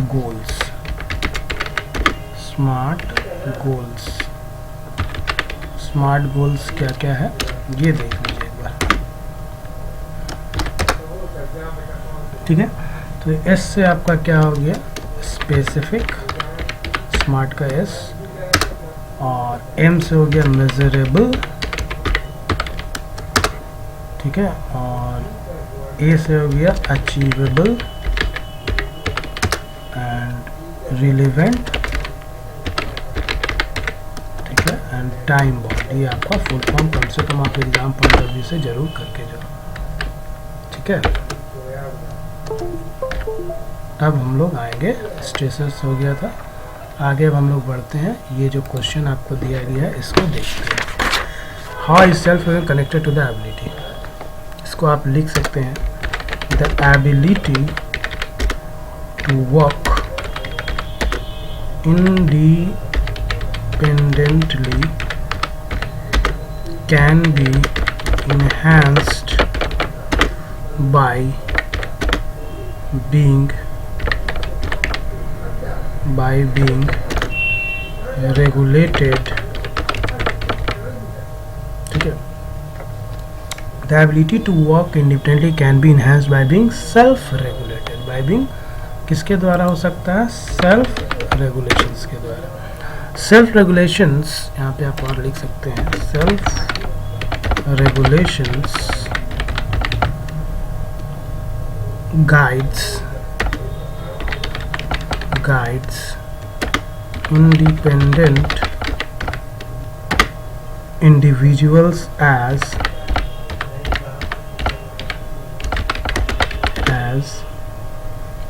it helps them to consider long-term consequences rather than just transient feelings.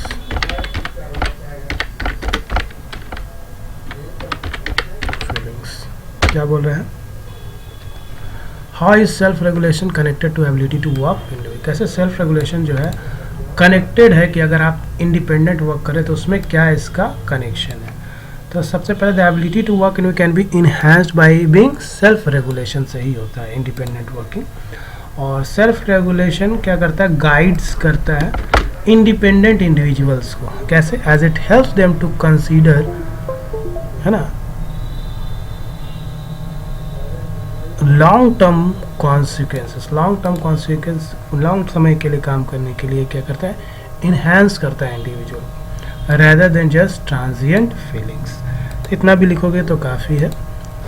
Next आगे हम लोग पढ़ते हैं.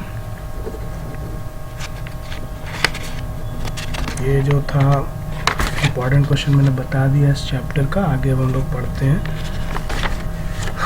बेसिक आईसीटी स्किल्स 2 का क्वेश्चन. बेसिक आईसीटी स्किल्स 2 इसका क्वेश्चन हम लोग करते हैं. आइए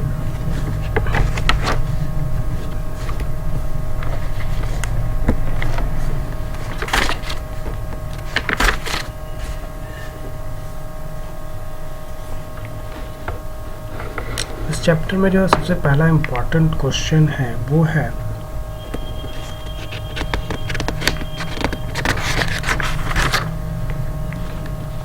what is an operating system. ठीक है, सबसे पहला क्वेश्चन जो है ऑपरेटिंग सिस्टम क्या होता है. ठीक है, ऑपरेटिंग सिस्टम क्या है? It is a set of program that run on a computer system that work an interface between user and hardware. ये क्या करता है? इंटरफेस की तरह काम करता है बिटवीन यूज़र एंड हार्डवेयर. कौन? Operating system. दूसरा में अगर अभी हम लोग एबल है कम्युनिकेट कर रहे हैं कंप्यूटर में, तो how is it possible? With the help of what? Operating system की वजह से. इसका फंक्शंस पूछता है ओएस का, ऑपरेटिंग सिस्टम का, तो लिख सकते हैं फंक्शंस में क्या क्या फंक्शंस हो सकता है ऑपरेटिंग सिस्टम का. तो बहुत सारा फंक्शन है यहाँ पे, लिख लीजिए.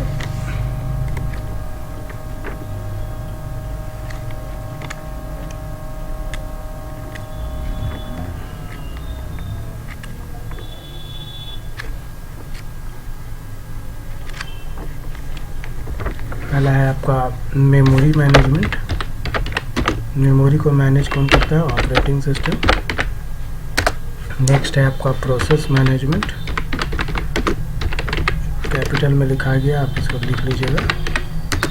डिवाइस, जितना भी इनपुट डिवाइस आउटपुट डिवाइस है सबको भी मैनेज कौन करता है? Operating system. इतना पॉइंट भी आप याद रखिए एटलीस्ट. ठीक है,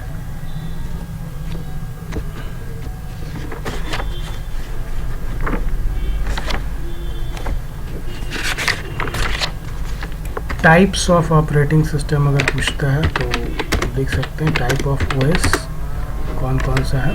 तो इसमें आपका एक बैच है, बैच ओएस है. दूसरा आपका रियल टाइम ओएस है. उसके बाद सिंगल यूजर ओएस है.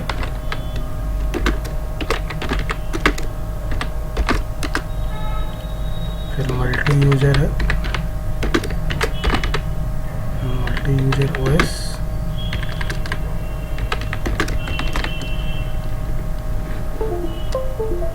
ये सब पूछता है। नेटवर्क ओएस,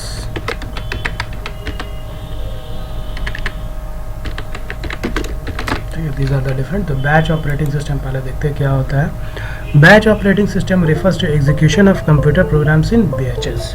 मीन्स जो भी कंप्यूटर का प्रोग्राम है वो किस फॉर्म में एग्जीक्यूट होता है, बैचेस के फॉर्म में, विदाउट मैनुअल इंटरवेंशंस। एग्जांपल आप इसमें लिख सकते हो IBM। नेक्स्ट है आपका real time operating system. It is an operating system intended to serve real time application request के लिए हम लोग इसको यूज़ करते हैं।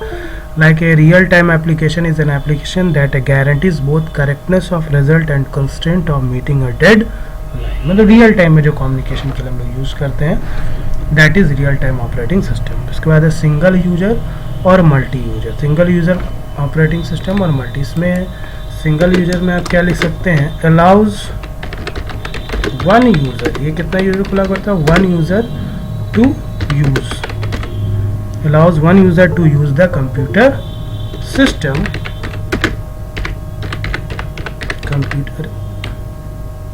to use computer system। It allows one user to use the computer system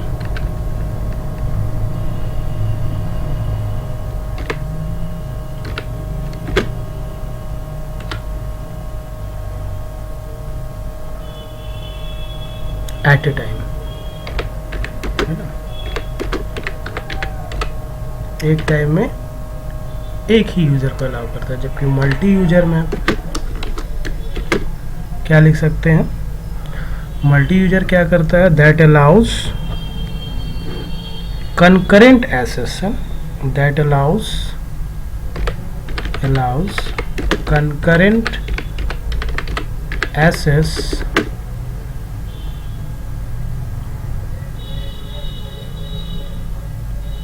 concurrent मतलब बहुत, एक साथ मल्टीपल को, है ना। Concurrent access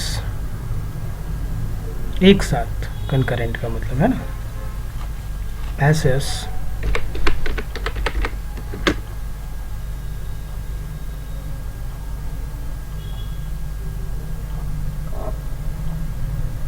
by multiple users,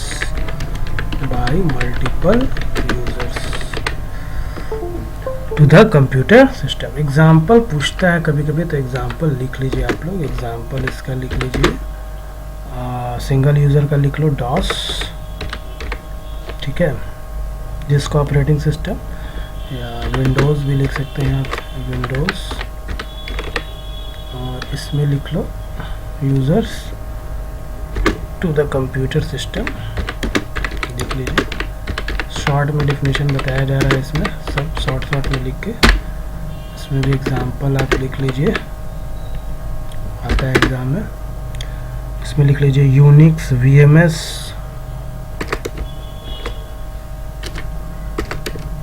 Unix, और लिख सकते हैं कॉमा VMS, ये सब एग्जांपल हो गया। फिर आपका network operating system. A network operating system is software that controls a network and its usage in message.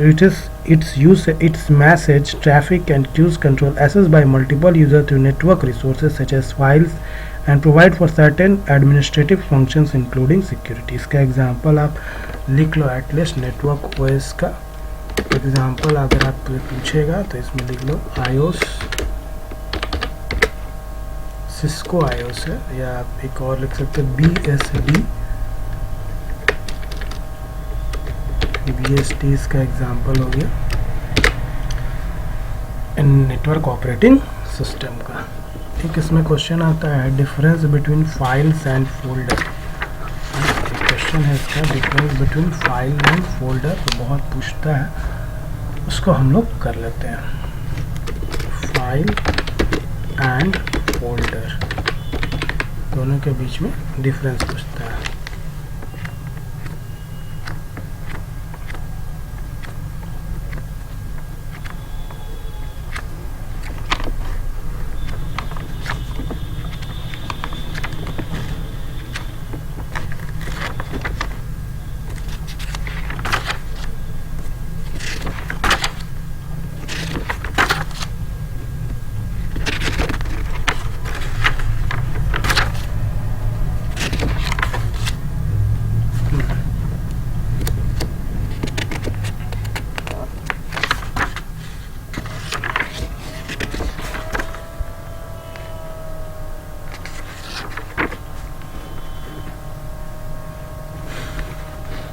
File and folder में आप लिख सकते हैं, फाइल में लिख लीजिए file is a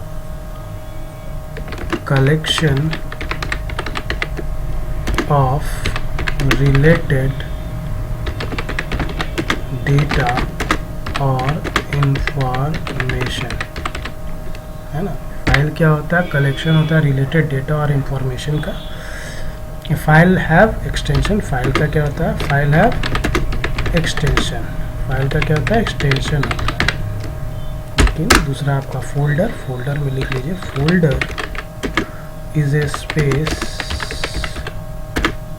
where we can store files, हम फाइल्स रख सकते हैं एंड अदर फोल्डर्स। ये तो आपको पता ही होगा, तभी बता दे रहे हैं, इंपॉर्टेंट क्वेश्चन है ये सब, ठीक है। फोल्डर डोंट हैव, तो लिख सकते हैं folder do not have extension, इसका कोई एक्सटेंशन नहीं। और एक स्पेस भी, file tech space in memory, folder doesn't tech space in memory. ये एक हो गया क्वेश्चन जो पूछता है। दूसरा है इस चैप्टर का इम्पोर्टेंट क्वेश्चन में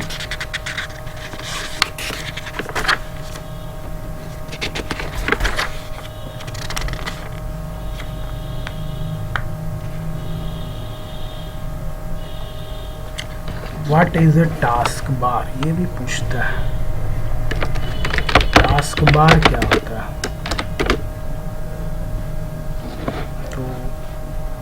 it is located at the, कहाँ पे लोकेटेड है, देखिए नीचे मेरा टास्क बार है, at the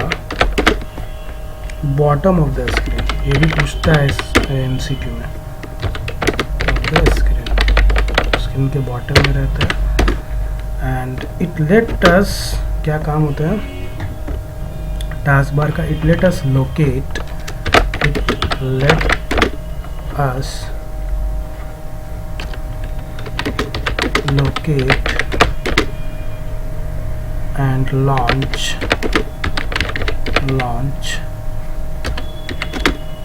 programs through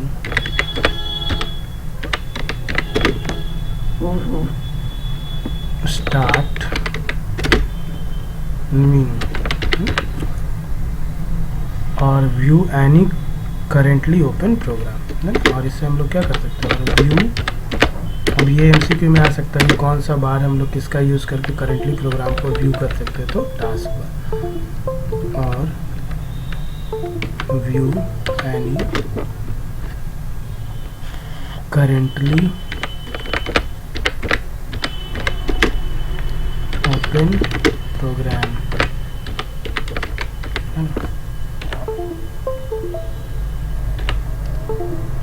ना तो लिखेंगे काफ़ी है।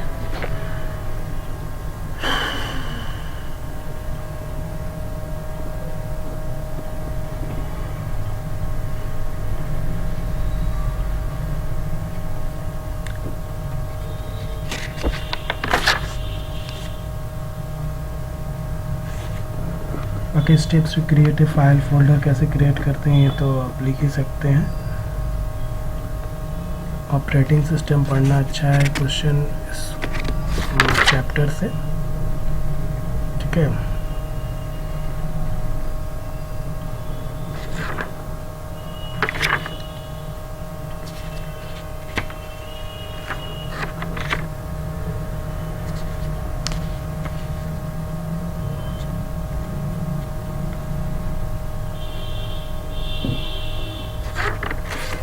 फुल फॉर्म्स आप लोग देख लीजिए इस चैप्टर में, है ना। जैसे NTFS MCQ में भी पूछ सकता है। NTFS का फुल फॉर्म क्या होता है, न्यू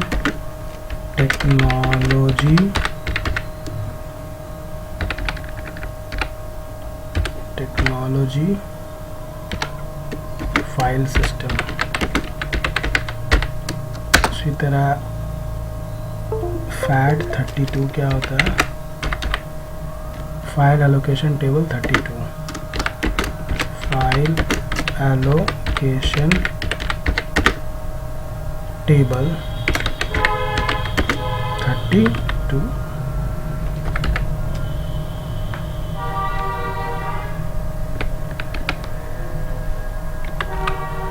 ठीक है, कंप्यूटर मेंटेनेंस क्या होता है वो अब हम लोग देखते हैं, है ना। मेंटेनेंस ऑफ कंप्यूटर क्या होता है, maintenance of computer refers to the outgoing processes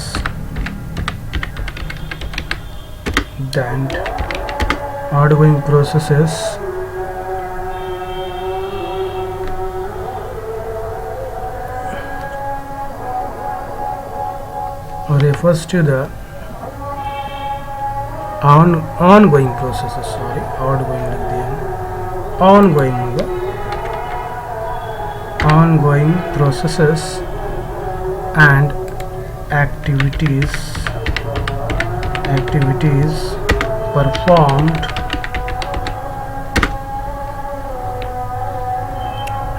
performed to ensure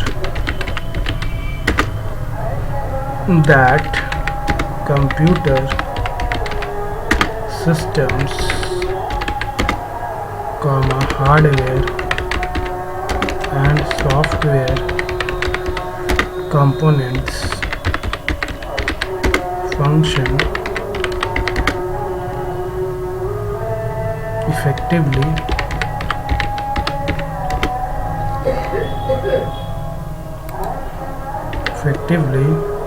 यहाँ तक हो गया, securely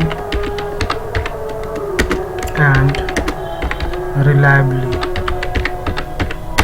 over time। डेफिनेशन थोड़ा बड़ा हो गया लेकिन इसको शॉर्ट में भी आप लिख सकते हैं। Refers to ongoing process and activities related to ensure the computer system hardware and software components, है ना। ये इंश्योरिटी लेना है कि जो हार्डवेयर और सॉफ्टवेयर कंपोनेंट है वो इफेक्टिवली परफॉर्म कर रहा है, सिक्योर है और रिलायबल है ओवर टाइम। एकदम ईजी लैंग्वेज में चाहो तो एक बार में आपको याद हो सकता है, कोई बड़ा चीज़ इसमें नहीं है। कंप्यूटर वायरस क्या होता है थोड़ा सा देख लेते हैं, इस चैप्टर में दिया हुआ है। वायरस क्या है, it is a type of malicious software. इसको क्या बोलते हैं, type of malicious software that is designed to replicate itself, that is designed to replicate मतलब डुप्लीकेट इट सेल्फ, अपने आप को रिप्लिकेट करता है, डुप्लीकेट बनाता है and spread to other computers और प्रोग्राम। एंटीवायरस सॉफ्टवेयर क्या होता है, antivirus software is a type of computer program design to detect, prevent and remove malicious software, to remove viruses from the computer system. के लिए हम लोग क्या use करते हैं, एंटीवायरस। ठीक है,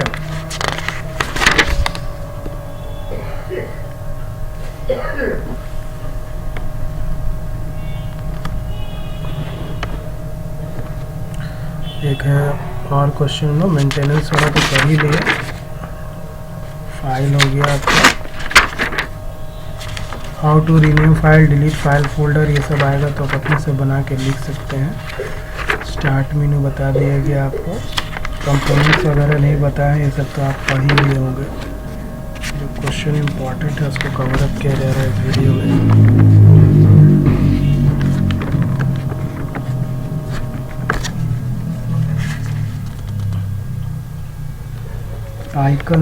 आइकन्स क्या होता है अगर पूछता है तो, एक नंबर में या कहीं पे भी, आइकन्स क्या होता है, स्मॉल पिक्चर्स दैट रिप्रेजेंट, क्या रिप्रेजेंट करता है, that represent files, folders and apps. Small pictures है ना, क्या रिप्रेजेंट करता है, तो फाइल को या फोल्डर को या फिर एप्स को रिप्रेजेंट करता है। स्टार्ट मेनू क्या होता है, it is a small button that display the window logo and display at the left end of the task. ठीक है, लिनक्स क्या होता है? Free open source operating system होता है, विंडोज़ ऑपरेटिंग सिस्टम, ये सब तो ठीक है। Recycle bin is what? It is where deleted files और फोल्डर आर टेम्पोरली स्टोर्ड, है ना। रिसाइकल बिन में आप लिख सकते हैं ये सारा। तो आगे अब हम लोग बढ़ रहे हैं चैप्टर 4 इंटरप्रेन्योरियल स्किल्स की तरफ। आगे बढ़ते हैं हम लोग चैप्टर 4 इंटरप्रेन्योरियल स्किल।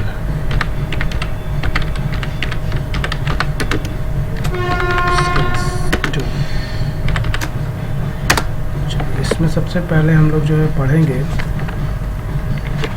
कि व्हाट इज इंटरप्रेन्योरशिप। ठीक है, इंटरप्रेन्योरशिप क्या होता है? ठीक है, इंटरप्रेन्योरशिप क्या होता है? It is the ability to start a new business to earn profits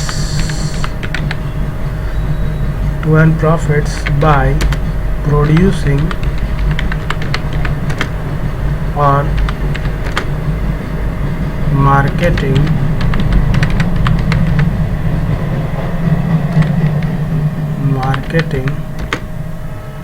of goods and services to meet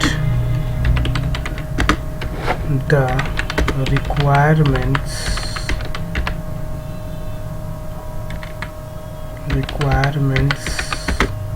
of customers। Entrepreneurship क्या होता है? एक एबिलिटी जिसमें हम लोग क्या करते हैं, एक न्यू बिजनेस को स्टार्ट करते हैं। किस लिए करते हैं? To earn profit. सब प्रॉफिट कैसे अर्न होगा? बाय प्रोड्यूसिंग, है ना। बाय प्रोड्यूसिंग व्हाट, इसको तोड़ तोड़ के डिफिनेशन पढ़ना है। बाय प्रोड्यूसिंग और मार्केटिंग, या तो प्रोड्यूसिंग या फिर marketing of goods and services. किस लिए? To meet the requirements. किसका रिक्वायरमेंट मीट करने के लिए? तो कस्टमर्स का। देखिए बहुत अच्छा सा डेफिनेशन बताया गया बुक में भी, तोड़ के आपको पढ़ना है इसको। बहुत अच्छा डेफिनेशन, में समझाने लायक कुछ है नहीं, आप तो अपने से समझ गए होंगे चीज़।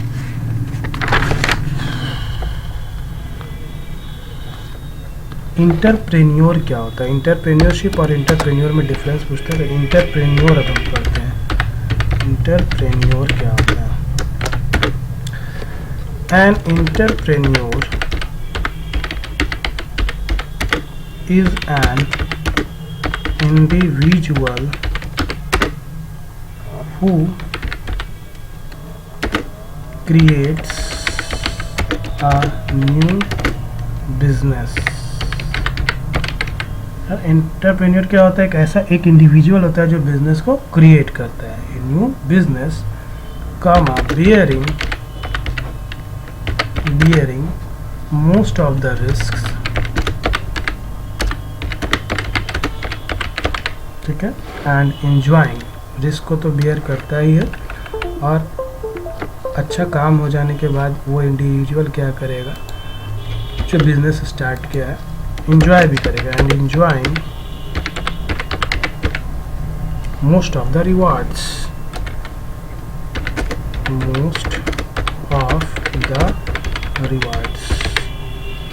तो इंटरप्रेन्योर क्या हुआ? एक ऐसा इंडिविजुअल जो बिजनेस को क्रिएट करता है, रिस्क को भी बियर करता है, और अगर फ़ायदा हुआ तो उसको एंजॉय भी करता है। देखिए हम शॉर्ट में अगर इंटरप्रेन्योर और इंटरप्रेन्योरशिप में डिफरेंस आएगा तो आप ये लिख सकते हो।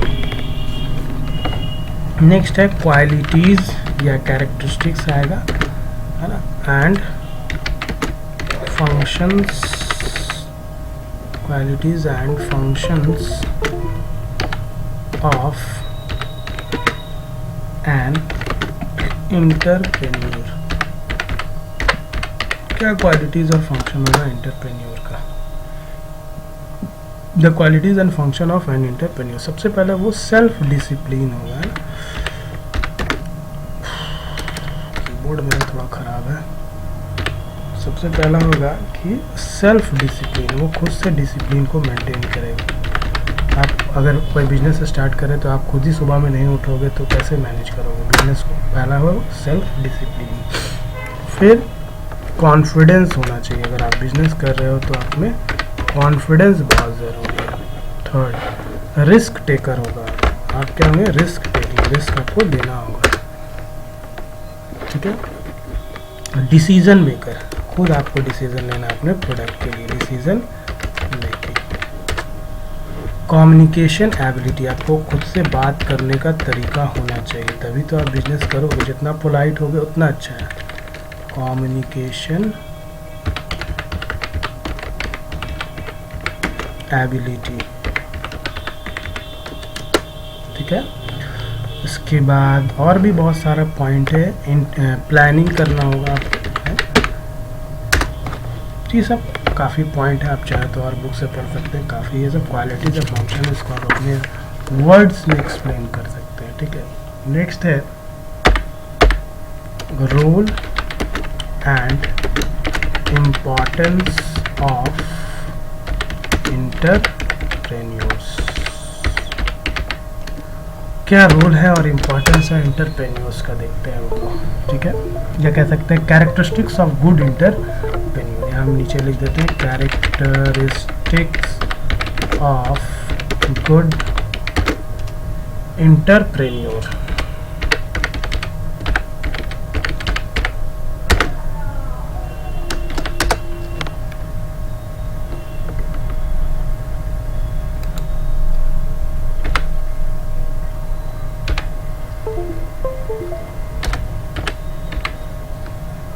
क्या क्या कैरेक्टरिस्टिक्स होना चाहिए एक अच्छे एंटरप्रेन्योर। सबसे पहले वो इनिशिएटिव हो, अपने काम को वो खुद से स्टार्ट करेगा, इनिशिएटिव होना चाहिए, है ना,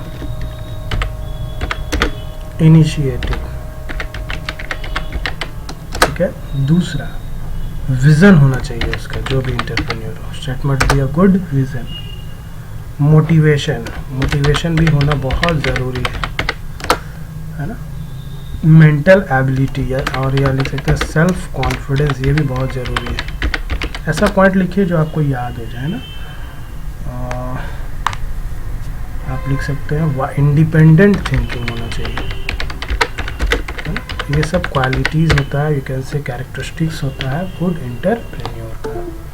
काफ़ी इतना पॉइंट। अब एक मिथ्स है, ये बहुत इंपॉर्टेंट क्वेश्चन है, काफ़ी बार पूछा जा चुका है, ठीक है। मिथ्स, कहावत या जो भी बोलिए, अबाउट एंटरप्रेन्योर।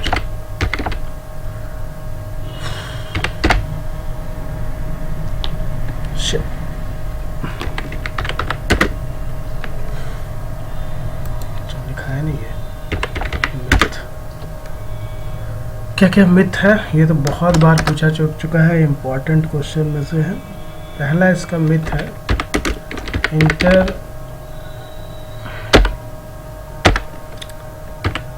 फर्स्ट है इसका, entrepreneur are born not made, बनाए नहीं जाते बल्कि ये बाय बॉर्न है, ये कहा गया है एंटरप्रेन्योर के बारे में, ठीक है। नेक्स्ट है एंटरप्रेन्योर्स आर रिच। अब इसको एक्सप्लेन करने अगर आता है तो ये आप अपने वर्ड में कर सकते हैं, कभी कभी आएगा तो करना। Entrepreneurs are rich, it takes a lot of money to start, इनको बहुत सारा पैसा चाहिए होगा। It takes a lot of money to start a business, ठीक है। एंटरप्रेन्योर्स टेक रिस्क, या एक और लिख सकते हैं एंटरप्रेन्योर्स आर मनी ड्रिवन,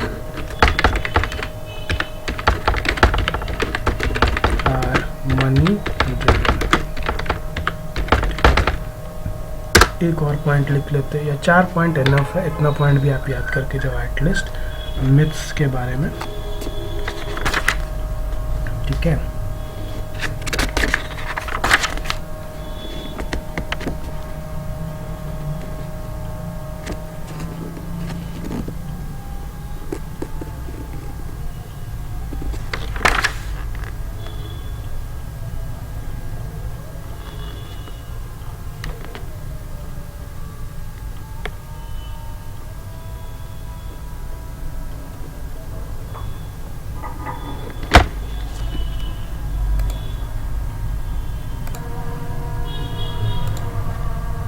देखिए मिथ्स तो हो गया था। नेक्स्ट है mention any 2 positive impacts of entrepreneurship on society, है ना। क्या पॉजिटिव इम्पैक्ट है एंटरप्रेन्योरशिप का सोसाइटी पे? पहला, it encourages welfare of the society, society के वेलफेयर में काम करता है entrepreneurship. And stimulates innovation and efficiency को भी स्टिमुलेट करता है एंटरप्रेन्योरशिप में, ये आपका ठीक है। ये पॉजिटिव इम्पैक्ट्स हैं, एक तो वेलफेयर ऑफ द सोसाइटी, दूसरा इनोवेशन एंड एफिशिएंसी। दोनों पॉइंट मैंने शॉर्ट में लिखा ताकि आपको एक बार में याद हो जाए, ठीक है। एक क्वेश्चन है, अ पर्सन नीड्स, इस तरह का क्वेश्चन घुमा के कभी कभी देता है, नीड्स अ लॉट ऑफ, इस तरह क्वेश्चन आप देख के जाएंगे तो अच्छा रहेगा। लॉट ऑफ मनी, देखिए lot of money to start, myth का एक्सप्लेनेशन से आ गया है, to start a business. Question खत्म हो गया तो क्या करता है, जो पॉइंट्स है उसको एक्सप्लेनेशन में दे देता है घुमा के, बिजनेस। तो पॉइंट्स को आप पढ़ के जाएंगे तो ऑब्वियस एक्सप्लेन कर लोगे कुछ ना कुछ। Discuss if it is true और ए मिसकंसेप्शन, ठीक है। क्वेश्चन इज सेइंग एक person needs a lot of money to start a business, किसी भी बिजनेस स्टार्ट करने के लिए पर्सन को बहुत सारा पैसे चाहिए। तो ये ट्रू है या इफ इट इज़ ट्रू और ए ट्रू है या मिसकंसेप्शन है, इसके बारे में आपको बताना है, ठीक है। तो चलिए इसके बारे में हम लोग देखते हैं अपने से। The money used to start a business is called capital, है ना। जो हम लोग मनी यूज करते हैं किसी बिजनेस स्टार्ट करने के लिए, उसको हम लोग क्या बोलते हैं, capital. And capital is what, important for starting, है ना। एंड कैपिटल इम्पॉर्टेंट है किसके लिए, for starting any business. however every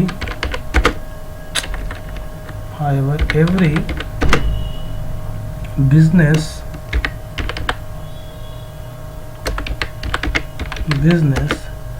does not need a lot of capital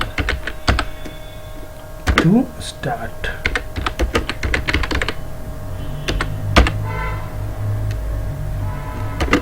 Depending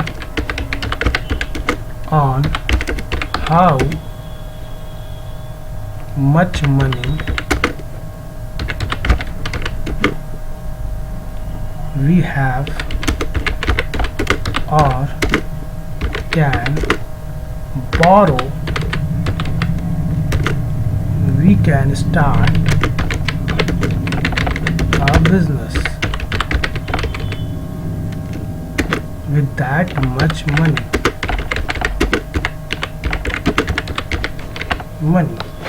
ठीक है, यहाँ पे क्या बोला है, the money use to start a business, उसी को हम लोग कैपिटल बोलते हैं पहली बार। And capital is important for starting. However every business does not need a lot of capital to start. ऐसा कुछ नहीं है कि हर एक बिजनेस को स्टार्ट करने के लिए आपको बहुत सारा कैपिटल चाहिए, यानी कि मिसकंसेप्शन यहीं से आपका हो गया। Depending on how much money we have और can borrow we can start a business. ये डिपेंड करता है आपको कितना पैसा चाहिए या कर्ज चाहिए किसी भी बिजनेस को स्टार्ट करने के लिए, विद दैट मच मनी, ठीक है। once you make more money you can put that into your business to make it bigger। एक बार आपके पास ज़्यादा पैसा आ गया तो आप उसको क्या कर सकते हो, उसको आप पुट कर सकते हो अपने बिजनेस में, तो उसको बड़ा बनाने के लिए। So we can say it is totally a misconception that a person needs a lot of money to start a business. यहाँ पर स्पेलिंग ठीक कर लीजिएगा।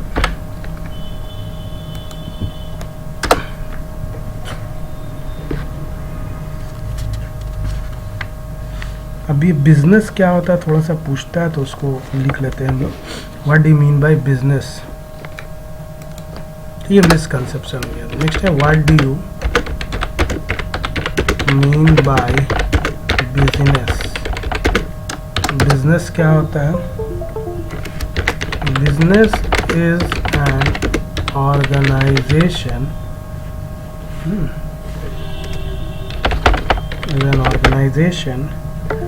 in which basic resources जिसको हम लोग इनपुट्स बोलते हैं, called inputs are assembled and processed to provide goods or services called outputs to customers। ठीक है, बिजनेस क्या है? कैसा ऑर्गेनाइजेशन है जिसमें बेसिक रिसोर्सेस में क्या कहलाएगा? उसका इनपुट्स, जिसको हम लोग असेंबल करते हैं एक जगह एंड फिर उसको प्रोसेस करते हैं, किस लिए? टू प्रोवाइड गुड्स और सर्विसेज, जो हमको मिला है उसको क्या बोलते हैं? Called outputs to the customers. तो इनपुट लगाएंगे, प्रोसेसिंग करेंगे और आउटपुट मिलेगा, यही आपका क्या है? बिजनेस है। सिंपल सा डिफिनीशन मैंने लिख दिया है। बिजनेस का डिफिनीशन पूछता है कभी कभी, काफ़ी है इतना डिफिनीशन के लिए।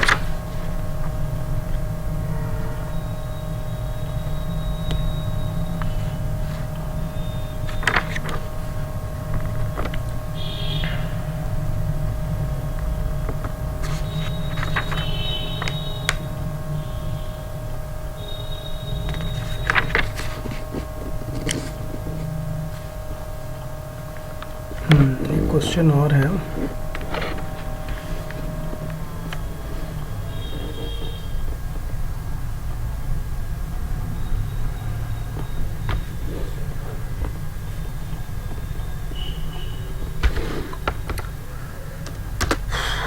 why do we say that an entrepreneur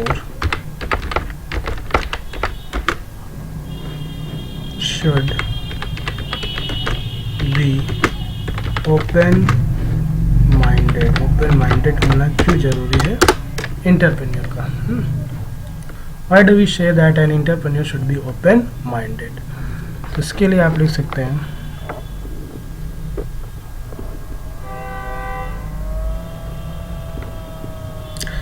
open minded entrepreneurs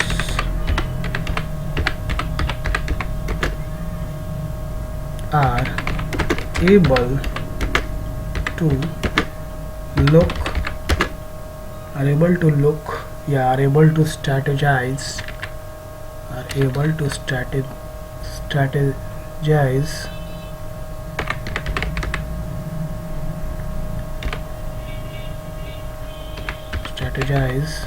better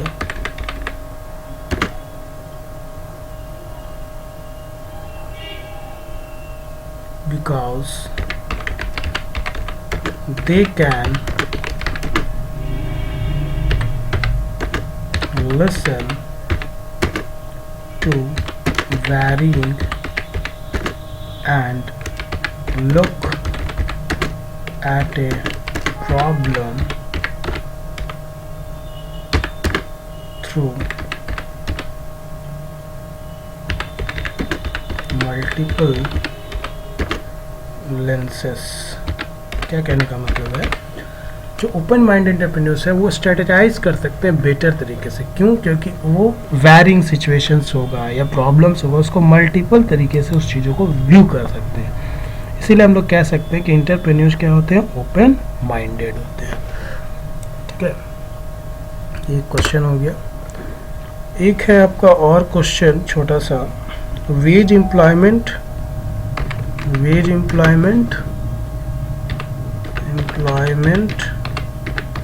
और दूसरा है आपका सेल्फ एम्प्लॉयमेंट। ये क्या डिफरेंस होता है सुन लीजिए कम से कम, ठीक है। वेज एम्प्लॉयमेंट और सेल्फ एम्प्लॉयमेंट में क्या डिफरेंस है।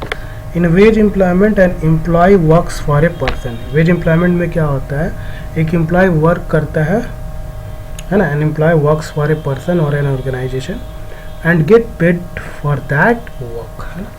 एक ऑर्गेनाइजेशन के लिए अगर आप काम करते हैं, ठीक है ना, और उसके लिए आपको पैसा मिलता है तो उसको हम लोग वेज एम्प्लॉयमेंट बोलते हैं ना, ठीक है। तो लिख सकते हैं एन एम्प्लॉय, शॉर्ट में लिखा देते हैं, an employee works for a person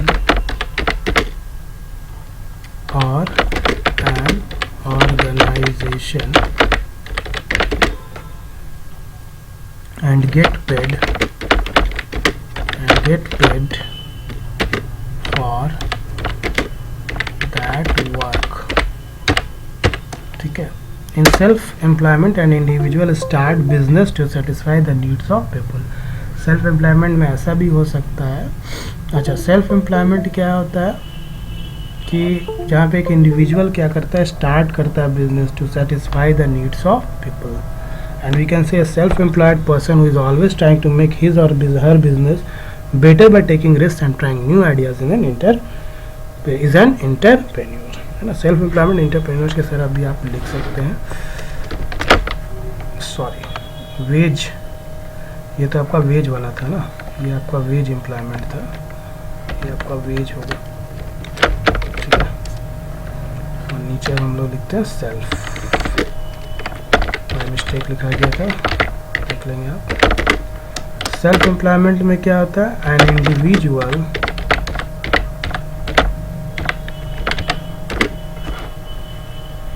starts business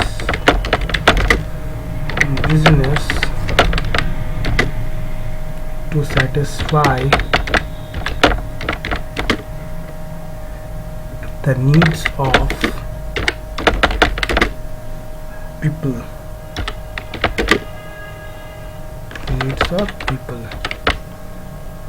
ठीक है। An individual starts business to satisfy the needs of people, है ना।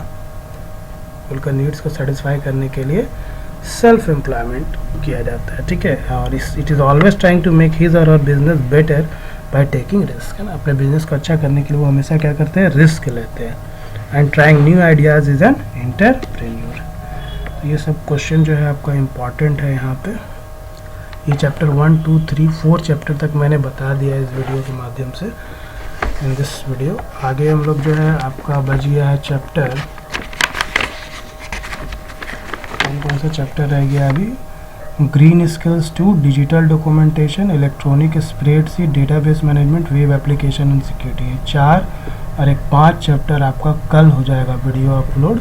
अभी 4 चैप्टर का जो इम्पोर्टेंट क्वेश्चन था मैंने डिस्कस कर दिया। डेफिनेशंस को जरूर पढ़ेंगे, डेफिनेशन से MCQ बनता है, ठीक है। अभी और 5 चैप्टर बहुत इम्पोर्टेंट है जो अभी बाकी है, उसको हम लोग नेक्स्ट वीडियो में अपलोड किया जाएगा। कहीं भी डाउट हो तो आप पूछ सकते हैं। थोड़ा वीडियो लंबा है लेकिन सुनेंगे तो डेफिनेटली यू गेन। वीडियो अच्छा लगे तो लाइक शेयर सब्सक्राइब करें, बेल आइकन प्रेस करें for the new upcoming video from technical LASIK YouTube channel. Thank you for watching.